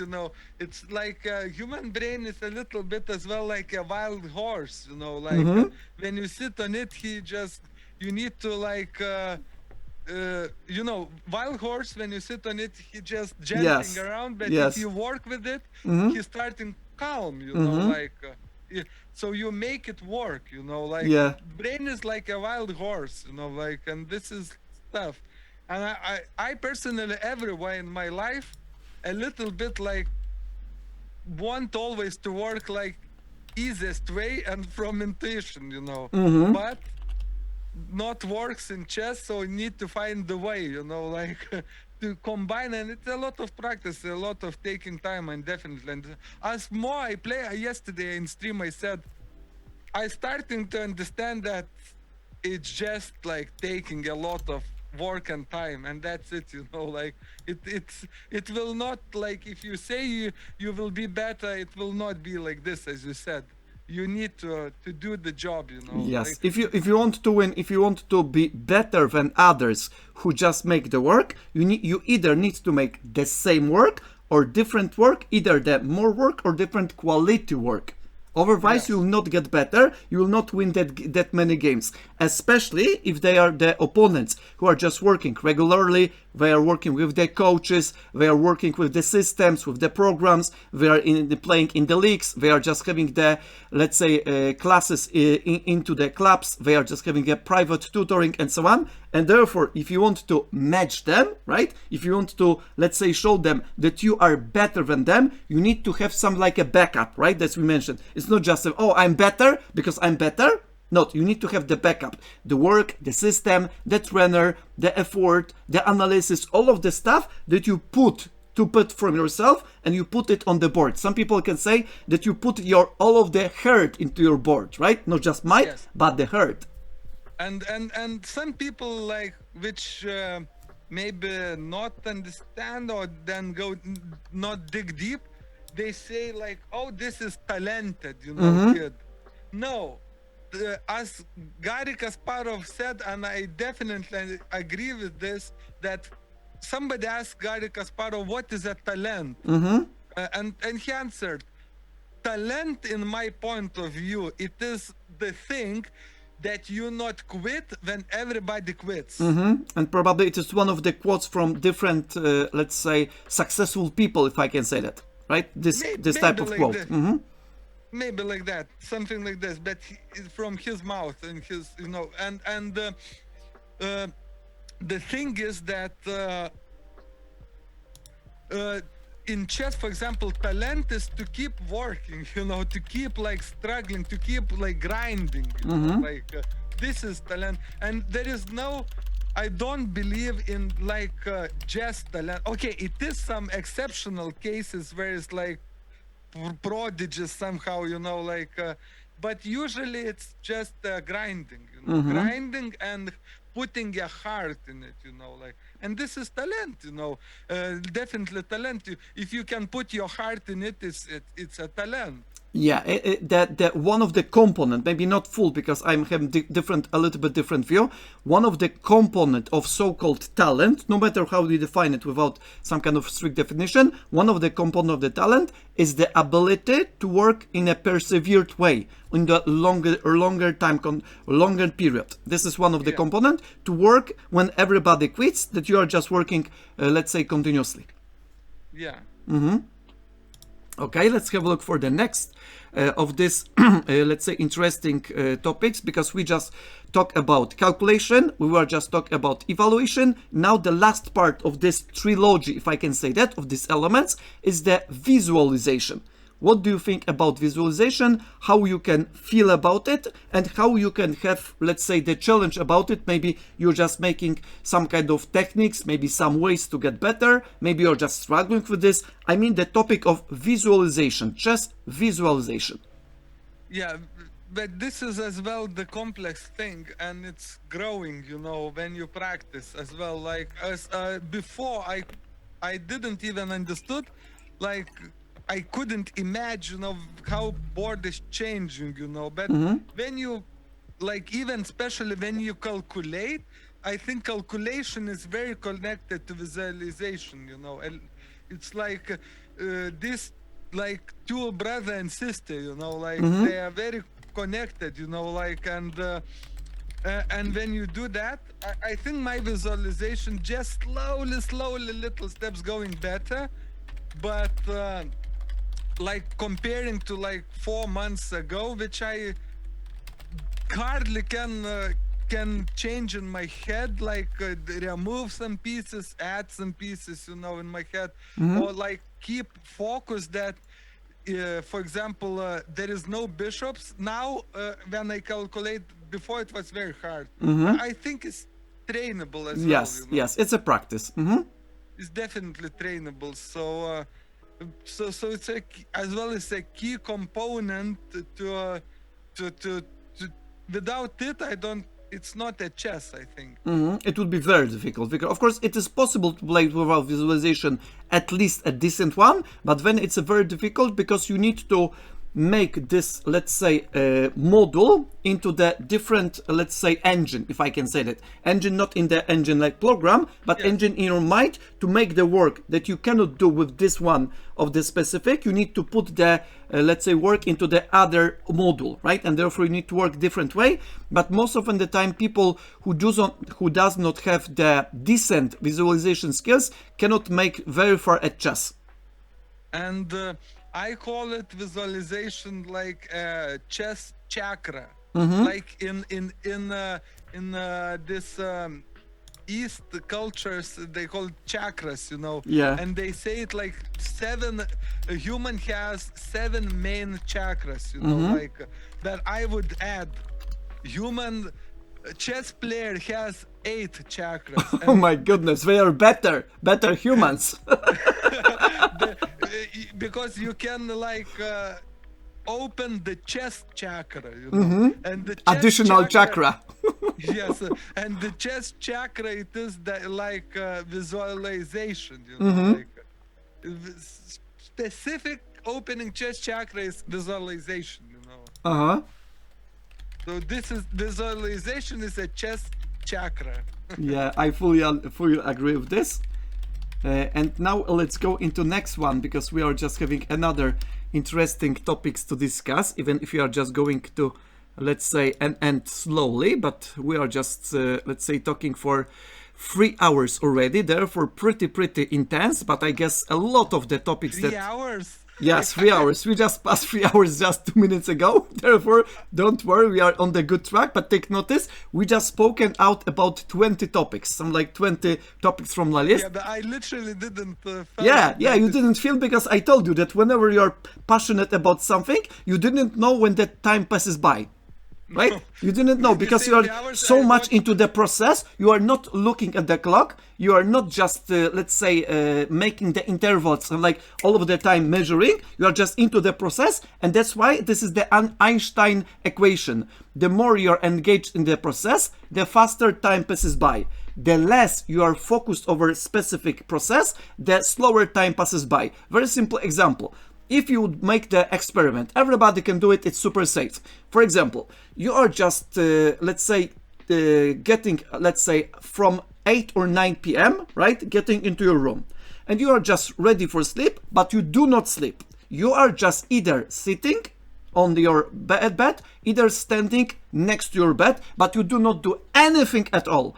All of the distractions are off. There is the darkness in the room, right? Because some like natural stuff, and try to get into the 6 in the morning.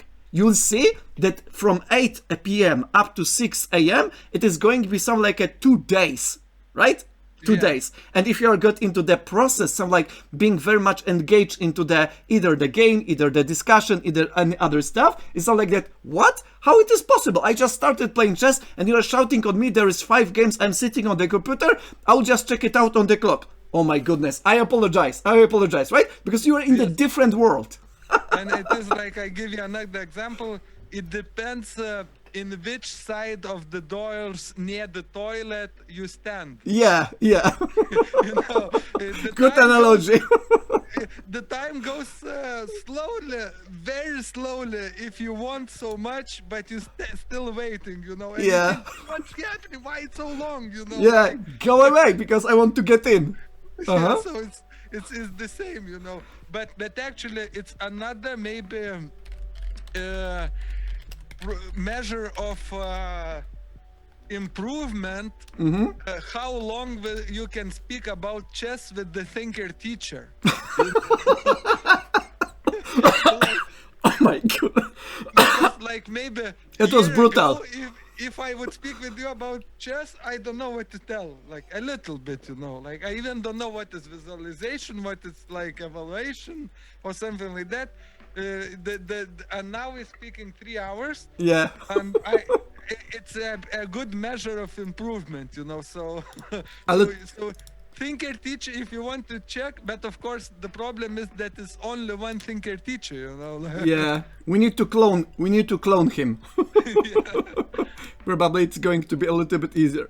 Okay, thank you very much for this one. And another one, because we are just having some of the last ones that we just need to get into, is the idea of chess collaboration. It's not the last one, but one of the last ones. What about collaborations in a general sense, but chess related?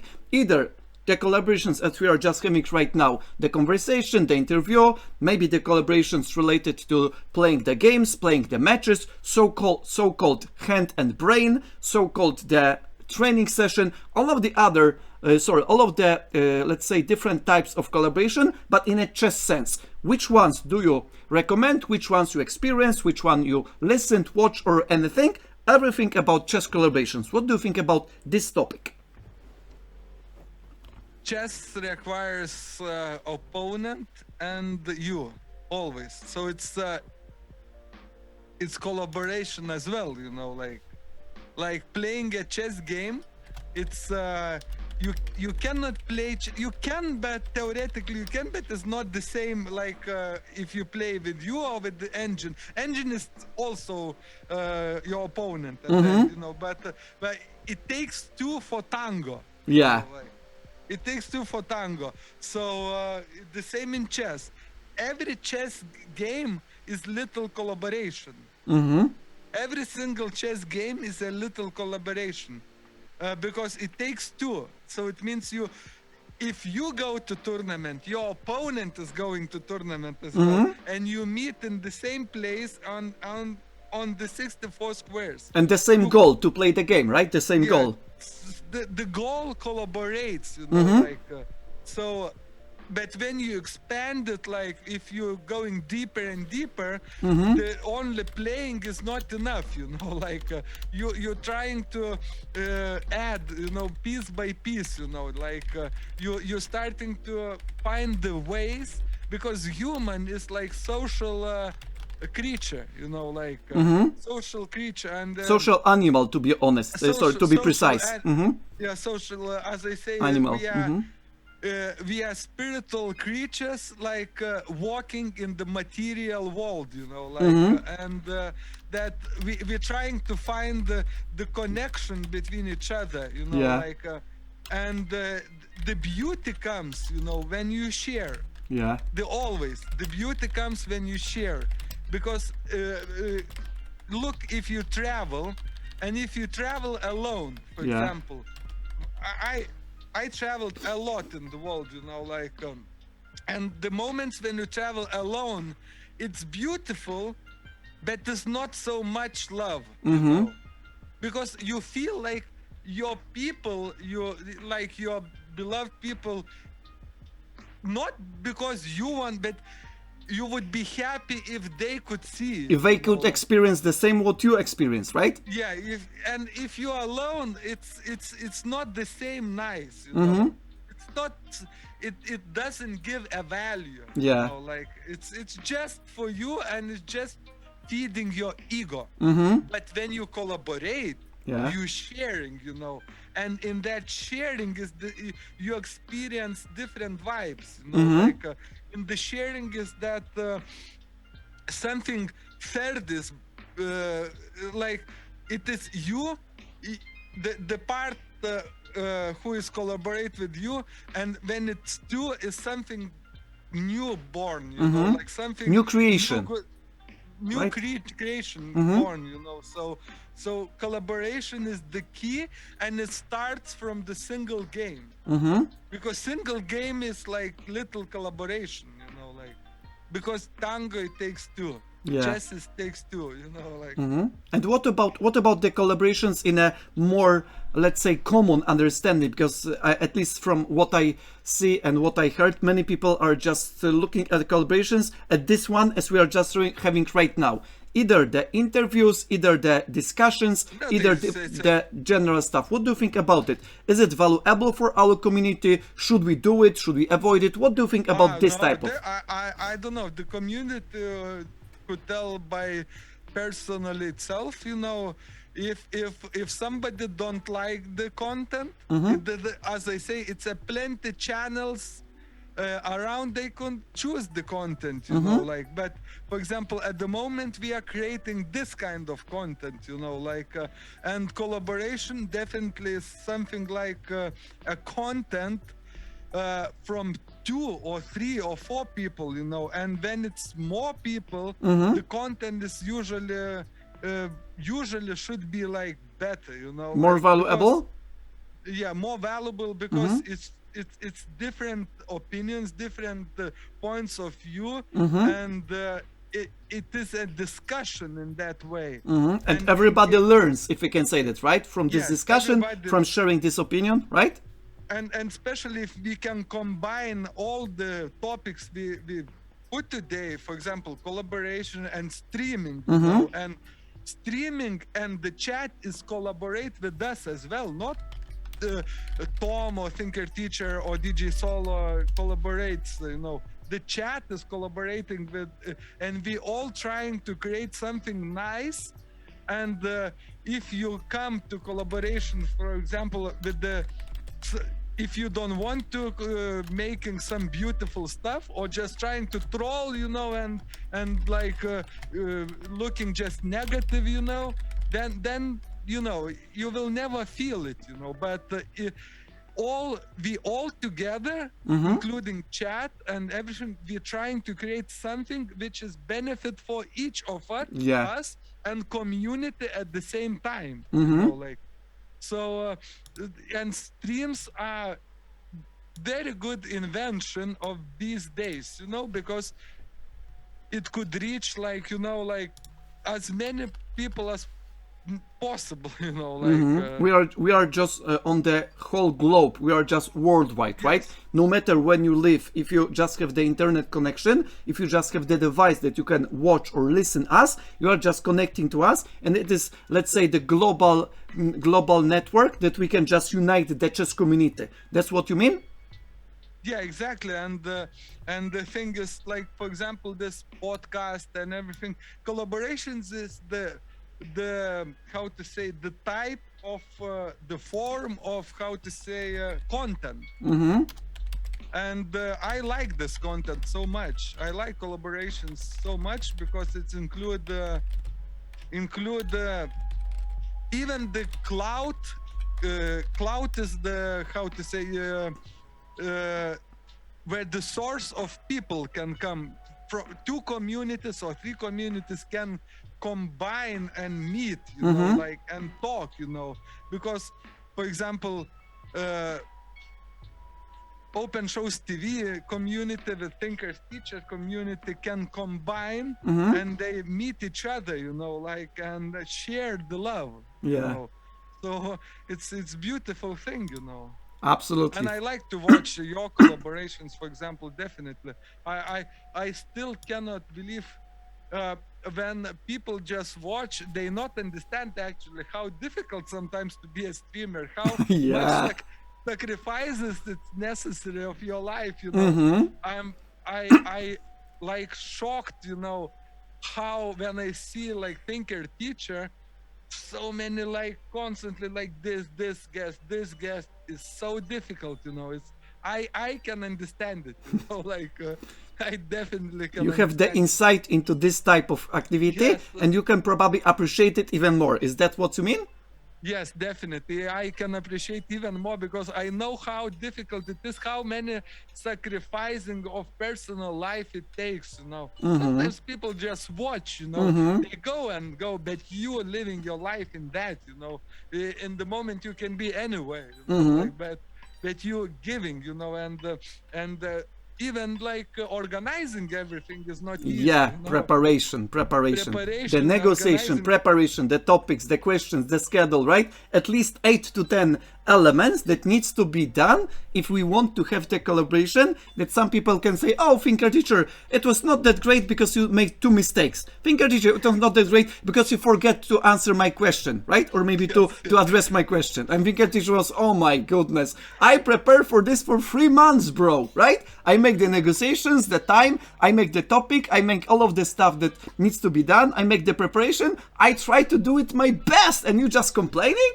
Something is wrong. But it's always how to say good to see it as like part of improvement as well. Like we improve in chess and we try to improve in content as well. Yeah, of course, like, of course. Mm-hmm. And it's definitely, as you do more, it's easier become, like, and, more experience and more maturity. The chess maturity, the podcast maturity, interview maturity, and so on. I fully agree. And to be honest, sometimes when because you just mentioned the interviews probably, right? The stuff with the interviews, the recent ones. Sometimes when I want to, let's say, invite some of the guests, it is not that easy because some of the guests do not, let's say, reply to my messages. Some of the guests are busy. Some of the guests are, for example, not available for some part of their life due to different obligations.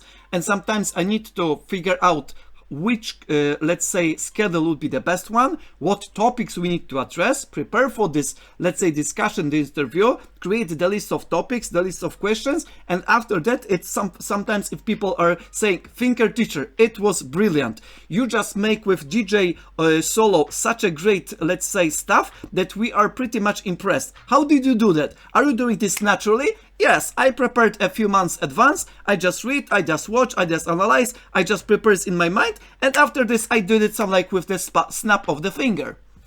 Yeah, but it takes experience like everywhere as well. Like I worked in student times. I worked in the radio for a couple months, in Lithuania, and when I started to work, it was so like difficult to do that. But after a few months, I just talk, like naturally. Very naturally, but it takes time, the same like everywhere, like the same like everywhere. So, but I'm literally like understanding inside job. I'm just shocked how Thinker Teacher like doing is a lot, like it's difficult, it's definitely, thank you for that, Thank you very much. I really appreciated your kind words. And at the same time, it's for our community, right? Because many times, if I need to be honest or perfectly honest, many times I do not want to do so because I'm either lazy, I maybe want to watch the YouTube, maybe watch other streamers, maybe participate in other streamers, let's say, activity. And sometimes I'm thinking like that, okay, if I don't do it, what I can provide to the community, how can I improve the community? And the next one is I'm like, if I do it, even if it is difficult, even if it lasts for 4 weeks, right? Negotiation, the topic and so on. Would it be better if you just provide it or maybe just skip it? And many times, even if it is more difficult, I'll try to say, okay, if I just do it because it's important topic, important person, important book, even if it takes more time, more effort, more dedication, I am so happy because I am a little bit egoistic, if I can say that. I am just many times thinking like that. If I don't do it, nobody's going to do it, right? For example, if I do not bring let's say, Cyrus Lakwadala or Andrei Terehov, the guys that I didn't see on the internet, they are just popping up. If I don't do it, probably nobody is going to do it. But at the end, that's how we improve. When it's not easy, we improve. If it would be very easy, everybody would do that. Yeah. And another thing, we would not improve. For example, it's easy for me to lift this pencil, and not improve it, like. Yeah, it's not 50 kilograms, right? Yes, so it should be a little bit tough, But the problem is not to open the Pandora box to skip it, Yeah, because yeah. You skip it one time, like as I say, I used to work in the office, and I usually said like. You make one copy and suddenly you are a copy guy. Yeah, that's correct. Okay, somebody shouts, "Oh, DJ Soul, can you make one copy for me?" I said, "No." because I will make one copy and suddenly I'm copy guy. Like next day, everybody will shout me, "Can you make one copy?" You know, like so. It's like opening Pandora box. You skip one time, it could be like the beginning of the end. Yeah, definitely. I fully agree. I fully agree. And we are just going into the end very, very soon. Therefore, I'll just put one more question that is pretty much the summary before the official summary.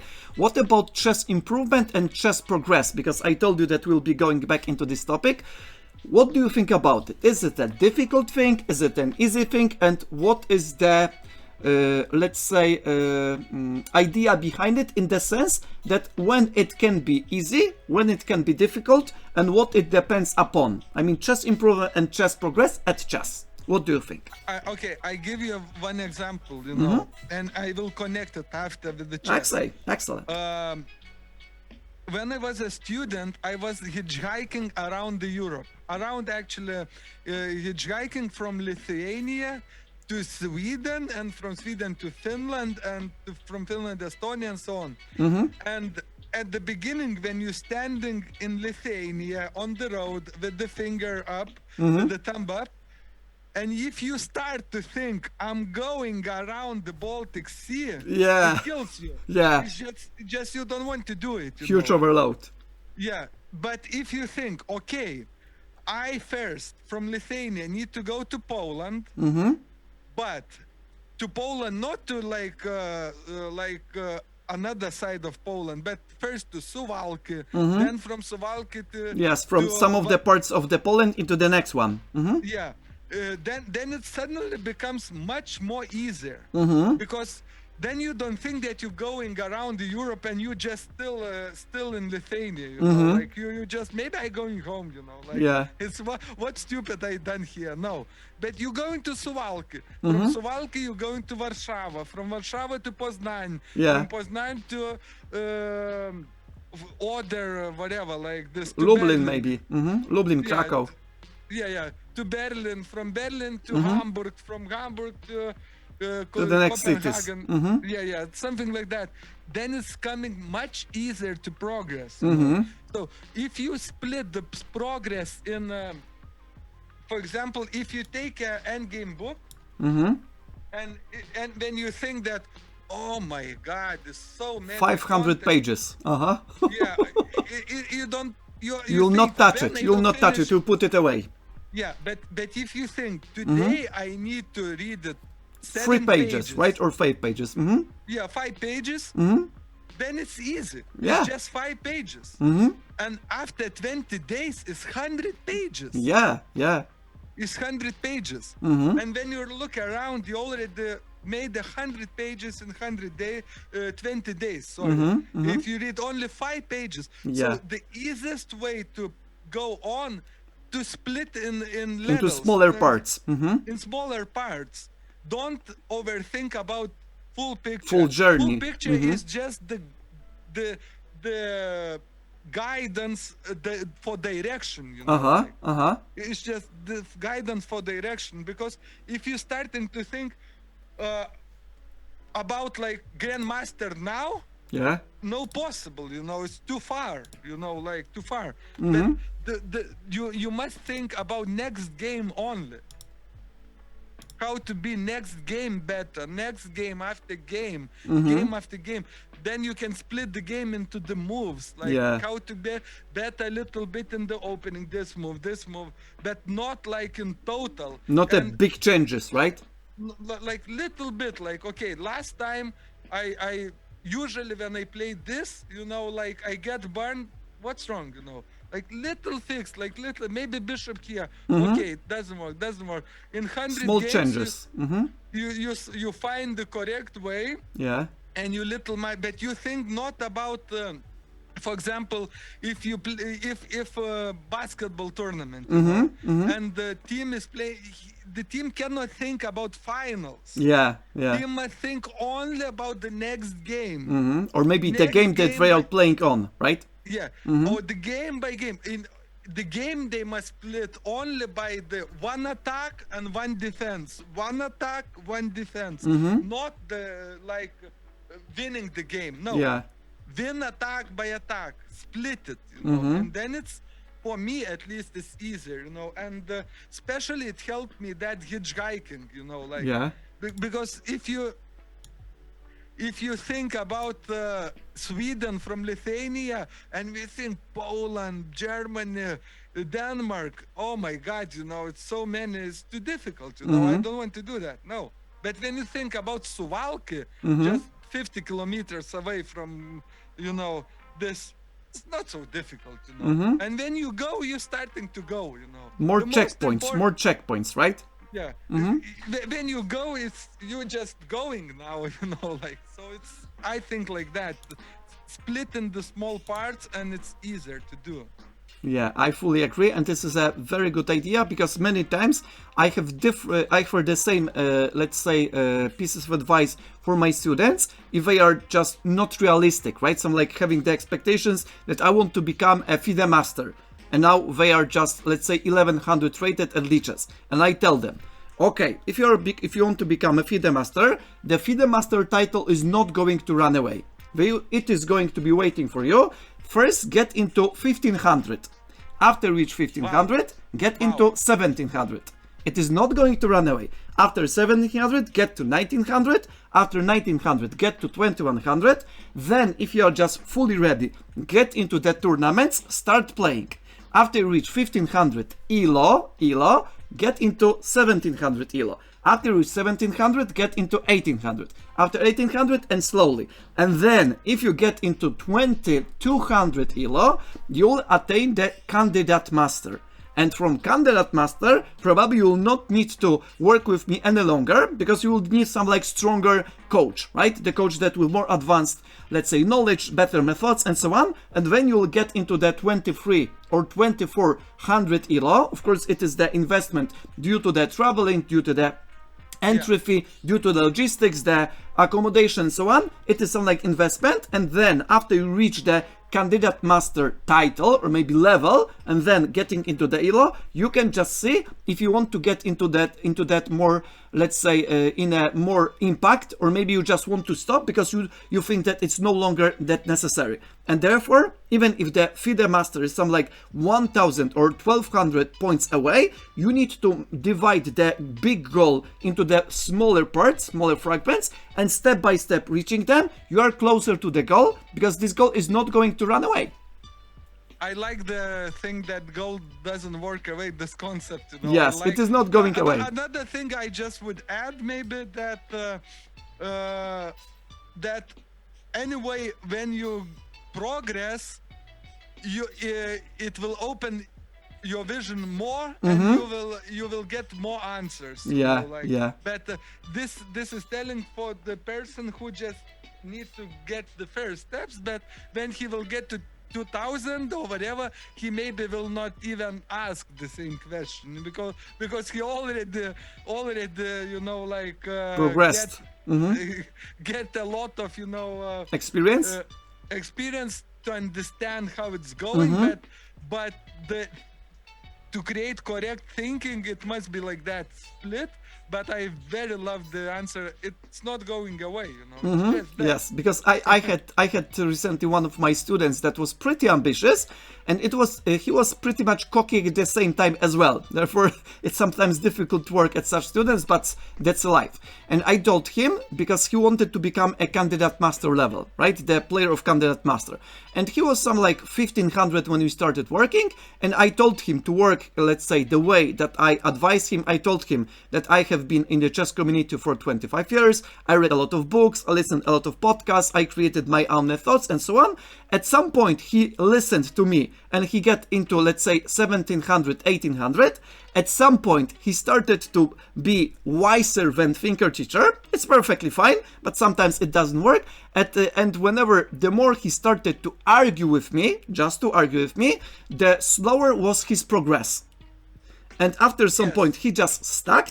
And I told him, the time and the energy you start arguing with me is just a wasted time. Not just for me, because it is the lack of satisfaction that you reach, let's say, higher goals, but for you, because you're just stopping getting farther from your journey. At the same time, I told him, for example, to read the book, to solve the combination and so on. And I ask him, did you do it? Not yet. After 2 weeks, I ask him, have you started? Not yet. After 2 or 3 months, I ask him, what is the schedule? What is the, let's say, the exact day you would want me to check you out if you already done it? No matter the full book, the 1/3 of the book, no matter what part, but something like the checkouts, right? And he just mentioned, maybe let's say in a half a year. Okay, I'll just wrote down in my notes in half a year. After half a year, I ask him, have you read the book? I just started reading the book. I just read 20 pages. And the book consists of 280. And I told him, look about this. I don't want to judge you because I'm not for judging, but I'll just provide you the feedback, right? The feedback. Yeah. So I'm just reflection. So like the mirror, right? The mirror that I'm just reflecting what you do, and I'm just showing you what you do with this information is completely yours. But I'll tell you, I need to tell you actually, that if you'll not be realizing specific, let's say, activities, either analyzing, either solving the positions, either tactics, either reading the books, either, let's say, playing e-tournaments, you will not get that. You will not get that because I just divided all of the journey into the parts. I told him everything. I explained him the rating system. I explained him how the FIDE rating works, how the tournaments works, what is the advancement with the ELO, how many points he can gain, what are the tournaments, what are the FIDE tournaments rated or not rated. I explained it everything. But when he started to arguing with me and trying to do it his way, but not correct one, but some like a little bit egoistical one, it failed. And the another problem with the brain, it is that the brain, when imagine something, for example, FIDE master, brain already think that it's happened. Yeah. But It's like snap of a finger. And it stops, so it's a little bit incorrect goal. It is like putting the false image into your brain and the work is done, right? Some like hallucination. Because brain doesn't care, it's done, not done, it's enough, it's satisfied, and that's it, And when you create the goal like FIDE master, the brain already created the goal, the vision of that, satisfied it, and when it's necessary to do work, they don't work because that doesn't want to work because already satisfied, I just loved when you say first do this, small steps, 1,200, very small steps, which is measurable now, and brain can feel it. Brain can feel it. Otherwise, if brain doesn't feel it, it's just illusion and satisfaction in a wrong way, and you stop doing it. For example, it's the same New Year's resolutions. From New Year, I will do that. You almost did that. I will go to gym, I will go there, and you feel like you almost did that, but actually you didn't do that. Yeah, your mind creates the illusion that the work has already been done, and that's it. But actually, this is it's more to be in the present moment and just do it. This is the key. Being in the present moment and doing without overthinking about it, Because overthinking is just creating an illusion everywhere, in business, everywhere. It's the same. You think you did it, you think you reach it, but actually just I will start, for example, do streams, I will start do business when I will get that, when I will get better camera, when I will get better studio. No, it's nonsense. Start from what you have. Start from so-called scratch, right? Start from scratch, just test it. If something is not working, just a little bit improve it, start again. If something is not improved the way that you wish, make a little bit of adjustment, make some changes, and start again. And after some point, you will see, oh, I just get into the position, into the level, or into the quality I want to have it, and then you can just continue this and just do the other stuff, maybe different quality and so on, right? Yeah, and then you just adding some little good things, and bad things automatically go. Yes, get rid of.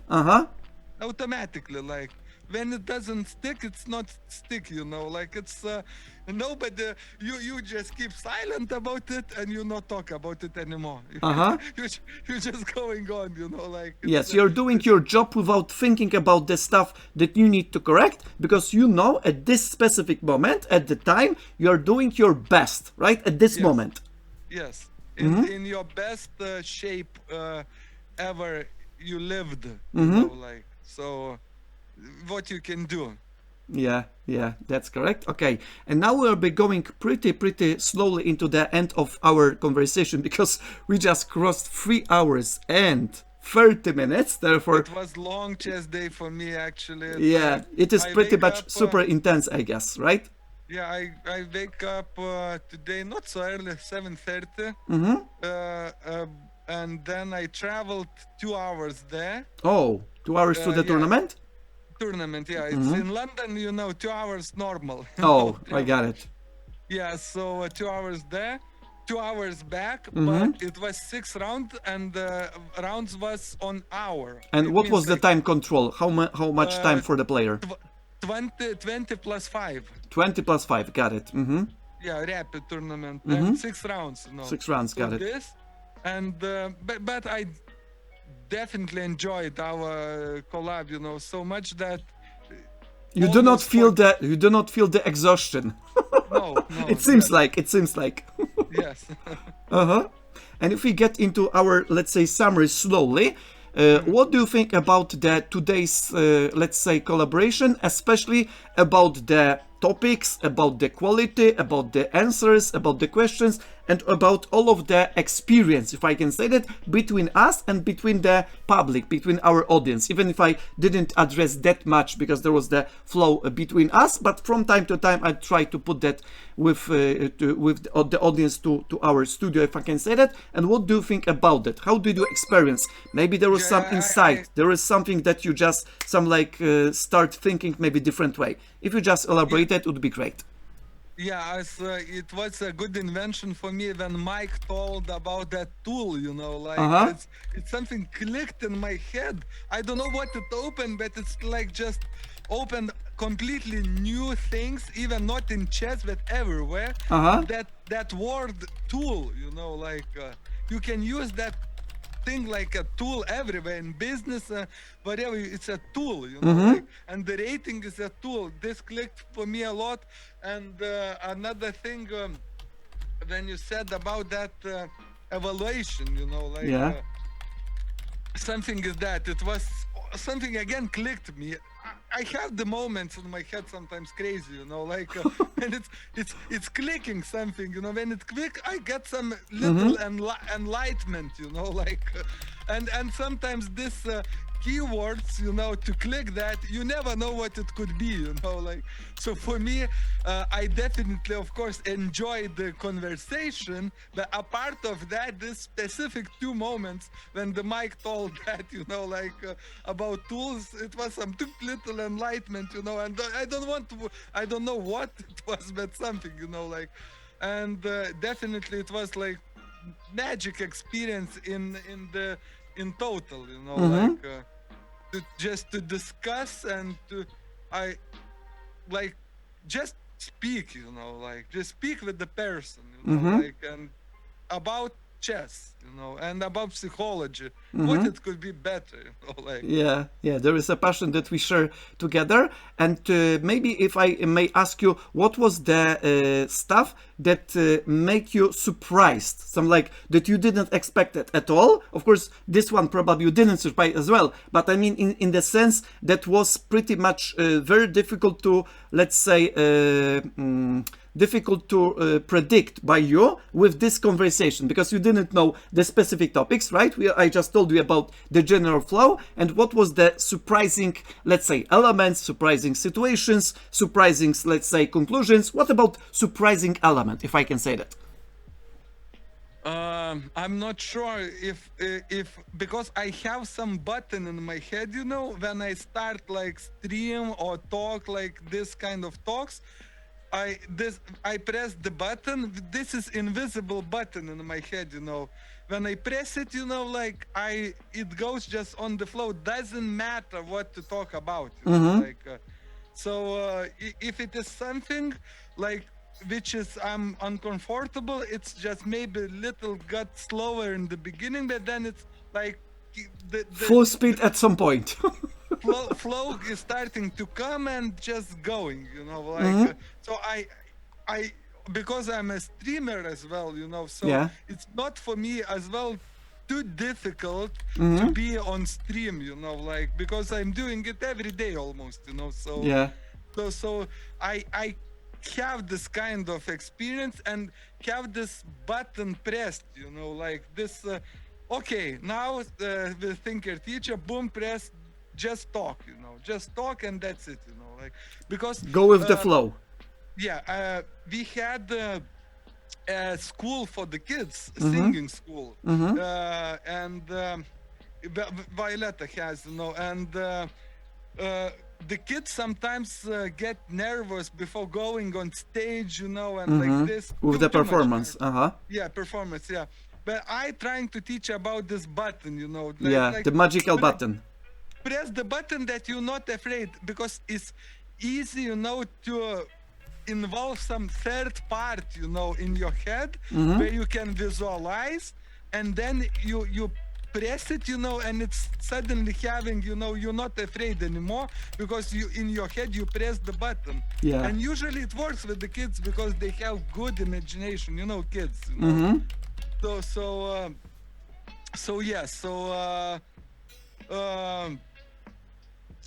I have this button worked out, so I don't know. Everything is surprising and not surprising at the same time for me, because I didn't have expectations. So when it's no expectations, there is no disappointment, right? Disappointment, that's just going on flow, Excellent. Okay, maybe one more stuff, guys. If you have any questions for our guest, by the way, our guest is from Lithuania, DJ Solo, and he's just passionate about chess. He's a streamer, he's a player, and at the same time passionate about chess community. If you have any questions to our guest, just put them into the chat, and I'll just make the summary from my standpoint. Is that okay? No problem, yes, of course. For me, it was an amazing pleasure, because to take notice that I have some experience about these interviews and so on, but I didn't expect that many insights from you, and the, let's say, experience with the grandmasters, the experience about this philosophy, about dividing into the parts, because I knew that you are a special guy. Therefore, I was pretty much excited about this for the last 2 months, that I told you sometimes that we need to do it finally, and we finally just make the schedule. And I was completely shocked about, positively of course, positively shocked about the reaction of our audience, because our audience is just loving you, and at the same time they appreciate your insight, and you are just some like our let's say another hero in the sense of inspiration, in the sense of getting the great insight and sharing the knowledge that we do not have either the access, maybe you are not aware, we do not have the experience, and you are just putting this in a completely different light. And therefore I'm super grateful about it, because it's some like a very, very fresh look and fresh perspective, because we have, as you probably know, at the interviews, various guests, the authors, the let's say grandmasters, the coaches, the players, the streamers, right? Different type of, let's say, content I just try to provide. And at the same time, all of the people has the unique qualities, right? Unique traits. And you are one of the person that is like a very bright one, the person that is just showing us something that is very difficult to either imagine, either to reflect, or to be conscious about. That's the point. Thank you so much. Thank you so much.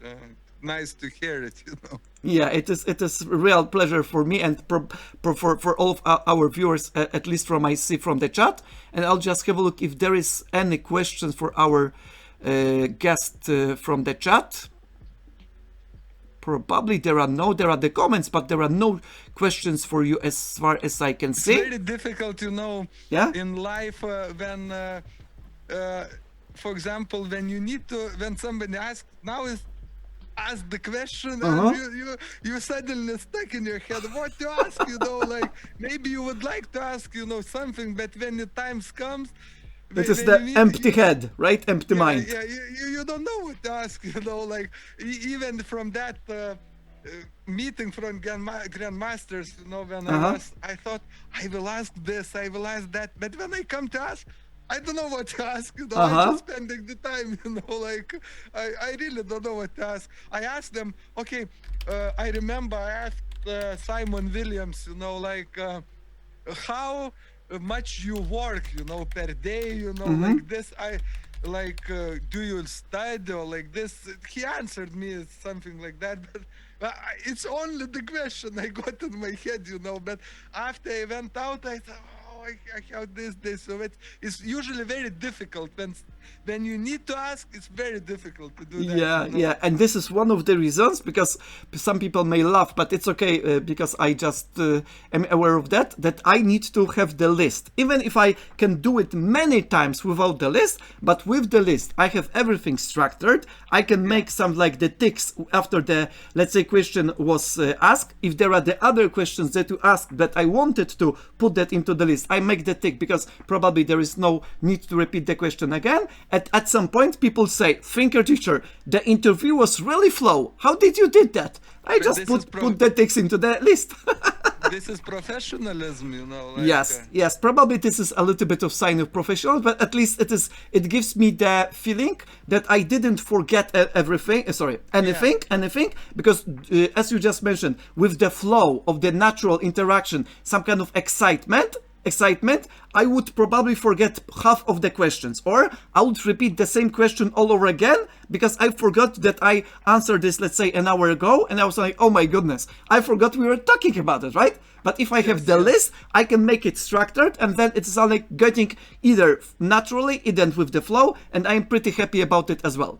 And one question, because it was a question from our friend Joanna, because previously our friend Pepolu just rated us. Now Joanna just rated us as well. She's a great woman streamer at the same time and passionate about the crazy house. Therefore, check her out, and Pepelu as well. Sure. Asking you the question. She's asking the question: what is your favorite movie? My favorite movie, my inspirational movie, like from long time, it changed my like life, and I watched it many times. The music, atmosphere, and maybe it was like Beautiful Mind with Russell Crowe. Yeah, With yeah.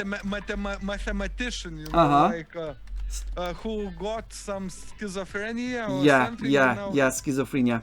Yeah, but this movie, it was like unbelievable, inspiring for me, like, and if to talk about series, my series which changed my life, like somehow the view of something, it was like the Black Mirror. If you have seen that, every episode is different, and it's showing like near future. The future maybe is a little bit how to say, not optimistic, very technical, very something, but this is the episodes itself, it's crazy, like, so this two I kind of remember now, like the Beautiful Mind, and this from series, that one, like but of course there's a lot of in between, like. Okay, excellent. Thank you very much. The other question, from what I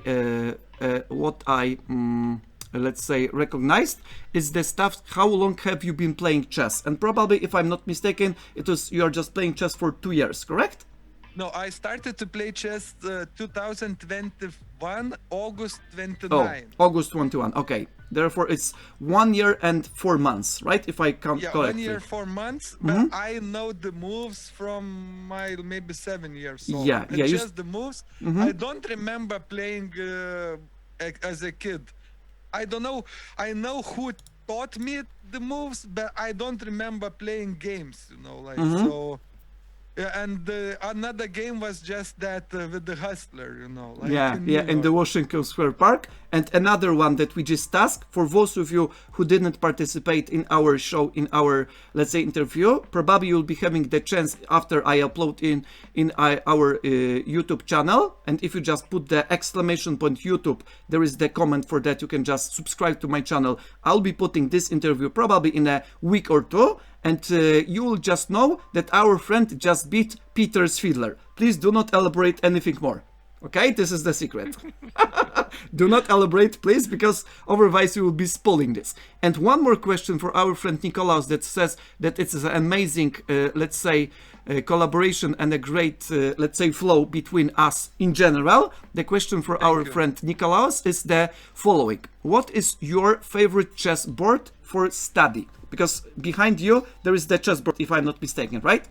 Yeah, but this is more like Collectioner item? yeah, I never used this one. It's just more like stream decoration. Yeah, collector's item. I have maybe like 7 or 10 maybe chessboards. Oh, and which one do you like the most for the study? For the study, I have like the wooden one. Uh-huh. But now recently it changed. I have this like this simple board in tournaments, like almost like plastic, like so somehow I don't know went on this, these days, because it depends on the mood. But I have like kind of few, like maybe 5 or 7 or 10, something like that.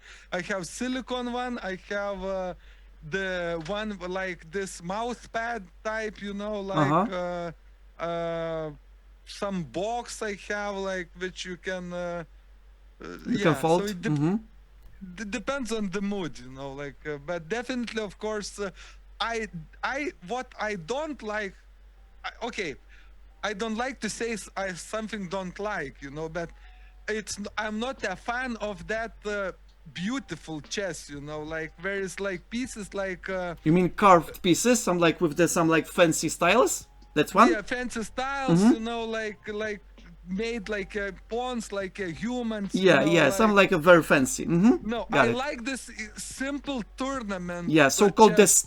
Stanton standard, right? Stanton. Yes, exactly. Like this is for me the most sexy, like, Yeah. It's I don't like this.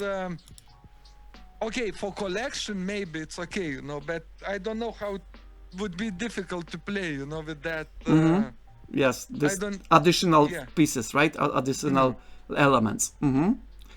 Okay, guys, I hope we can just wrap up in a moment, because our guest has been, let's say, on his legs for 16 hours, if I'm not mistaken, right? Because now it's even more, 18 hours, right? Because you wake up about 7 a.m. and now it's in your country probably midnight in 10 minutes. Is it correct? 10 minutes to midnight? At the moment in London, 23:49. Yeah, that's why midnight, and that's why probably we can just wrap it up in a moment, because otherwise we don't want you to collapse. You collapse because nobody would be, let's say, trying to wake you up from this dream. But it's not a dream. It's the collaboration, and the title of today's collaboration was the challenge of getting better at chess for adult players. And we, at least from my standpoint and from my feeling, we just covered everything that we wanted to do so. At the same time, there was the bonuses parts from our friend that just provided that. I'm super grateful, my friend, for accepting the invitation, for sharing all of this stuff. And if you want to make the short summary about this today's collaboration from your standpoint, how did you felt? What did you, let's say, discover during this stuff? Maybe what you would like to point out to our community, it would be fantastic.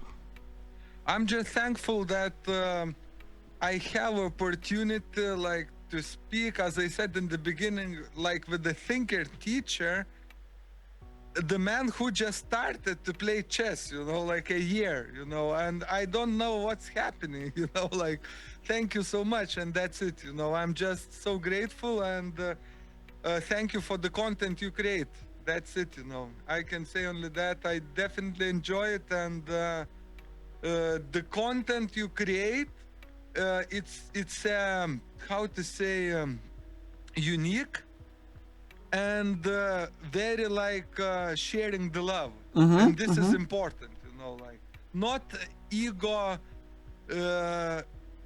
based, Not like, ego of course, oriented. ego oriented, yeah, like it's, and this is like if the world can put everyone like a little bit of them part to the world much would be much nicer, like Yeah. much nicer, and what we can start only from ourselves. We cannot expect other peoples to do something, we can do ourselves. And if we change, the world is changing. So, because the world before us changed, that changed us is different. Even it's one person, but it's spreading. So, thank you so much, and I cannot add nothing more. And I'm just thank you. Okay, thank you very much for your kind words and for your appreciation. I really, really appreciate it, and I'm super happy about your, let's say, feelings about what I do and what I provide, because I love it, and I had the dream to provide that. Of course, I didn't have the tools for that some previous times in my life. Now I have it, therefore I need to do it as much as possible in the period that I can do it. And at the same time, I'm super grateful that you wanted to share everything that we just, let's say, discussed for our collaboration. At the same time, as I just mentioned, some kind of bonus parts that nobody expected, even me. Therefore, it's a legit one that I didn't expect at all. I was that much surprised as our audience as well. And I am super happy that you are just in our chess community at the same time, that you are just providing it value, you are just having a lot of positive energy, the approach for people with the respect, and you are just putting all of this together, and you are just spreading the positive energy, the vibration that are giving us more affection, more courage, and more of the stuff. So I'm like showing you, watching you is some like positive energy for us to recharge the batteries, if I can say that. Thank you, guys. Thank you so much. Thank you very much, my friend. Have a great time and take care. Thank you, Thinker Teacher. Take care. Bye-bye.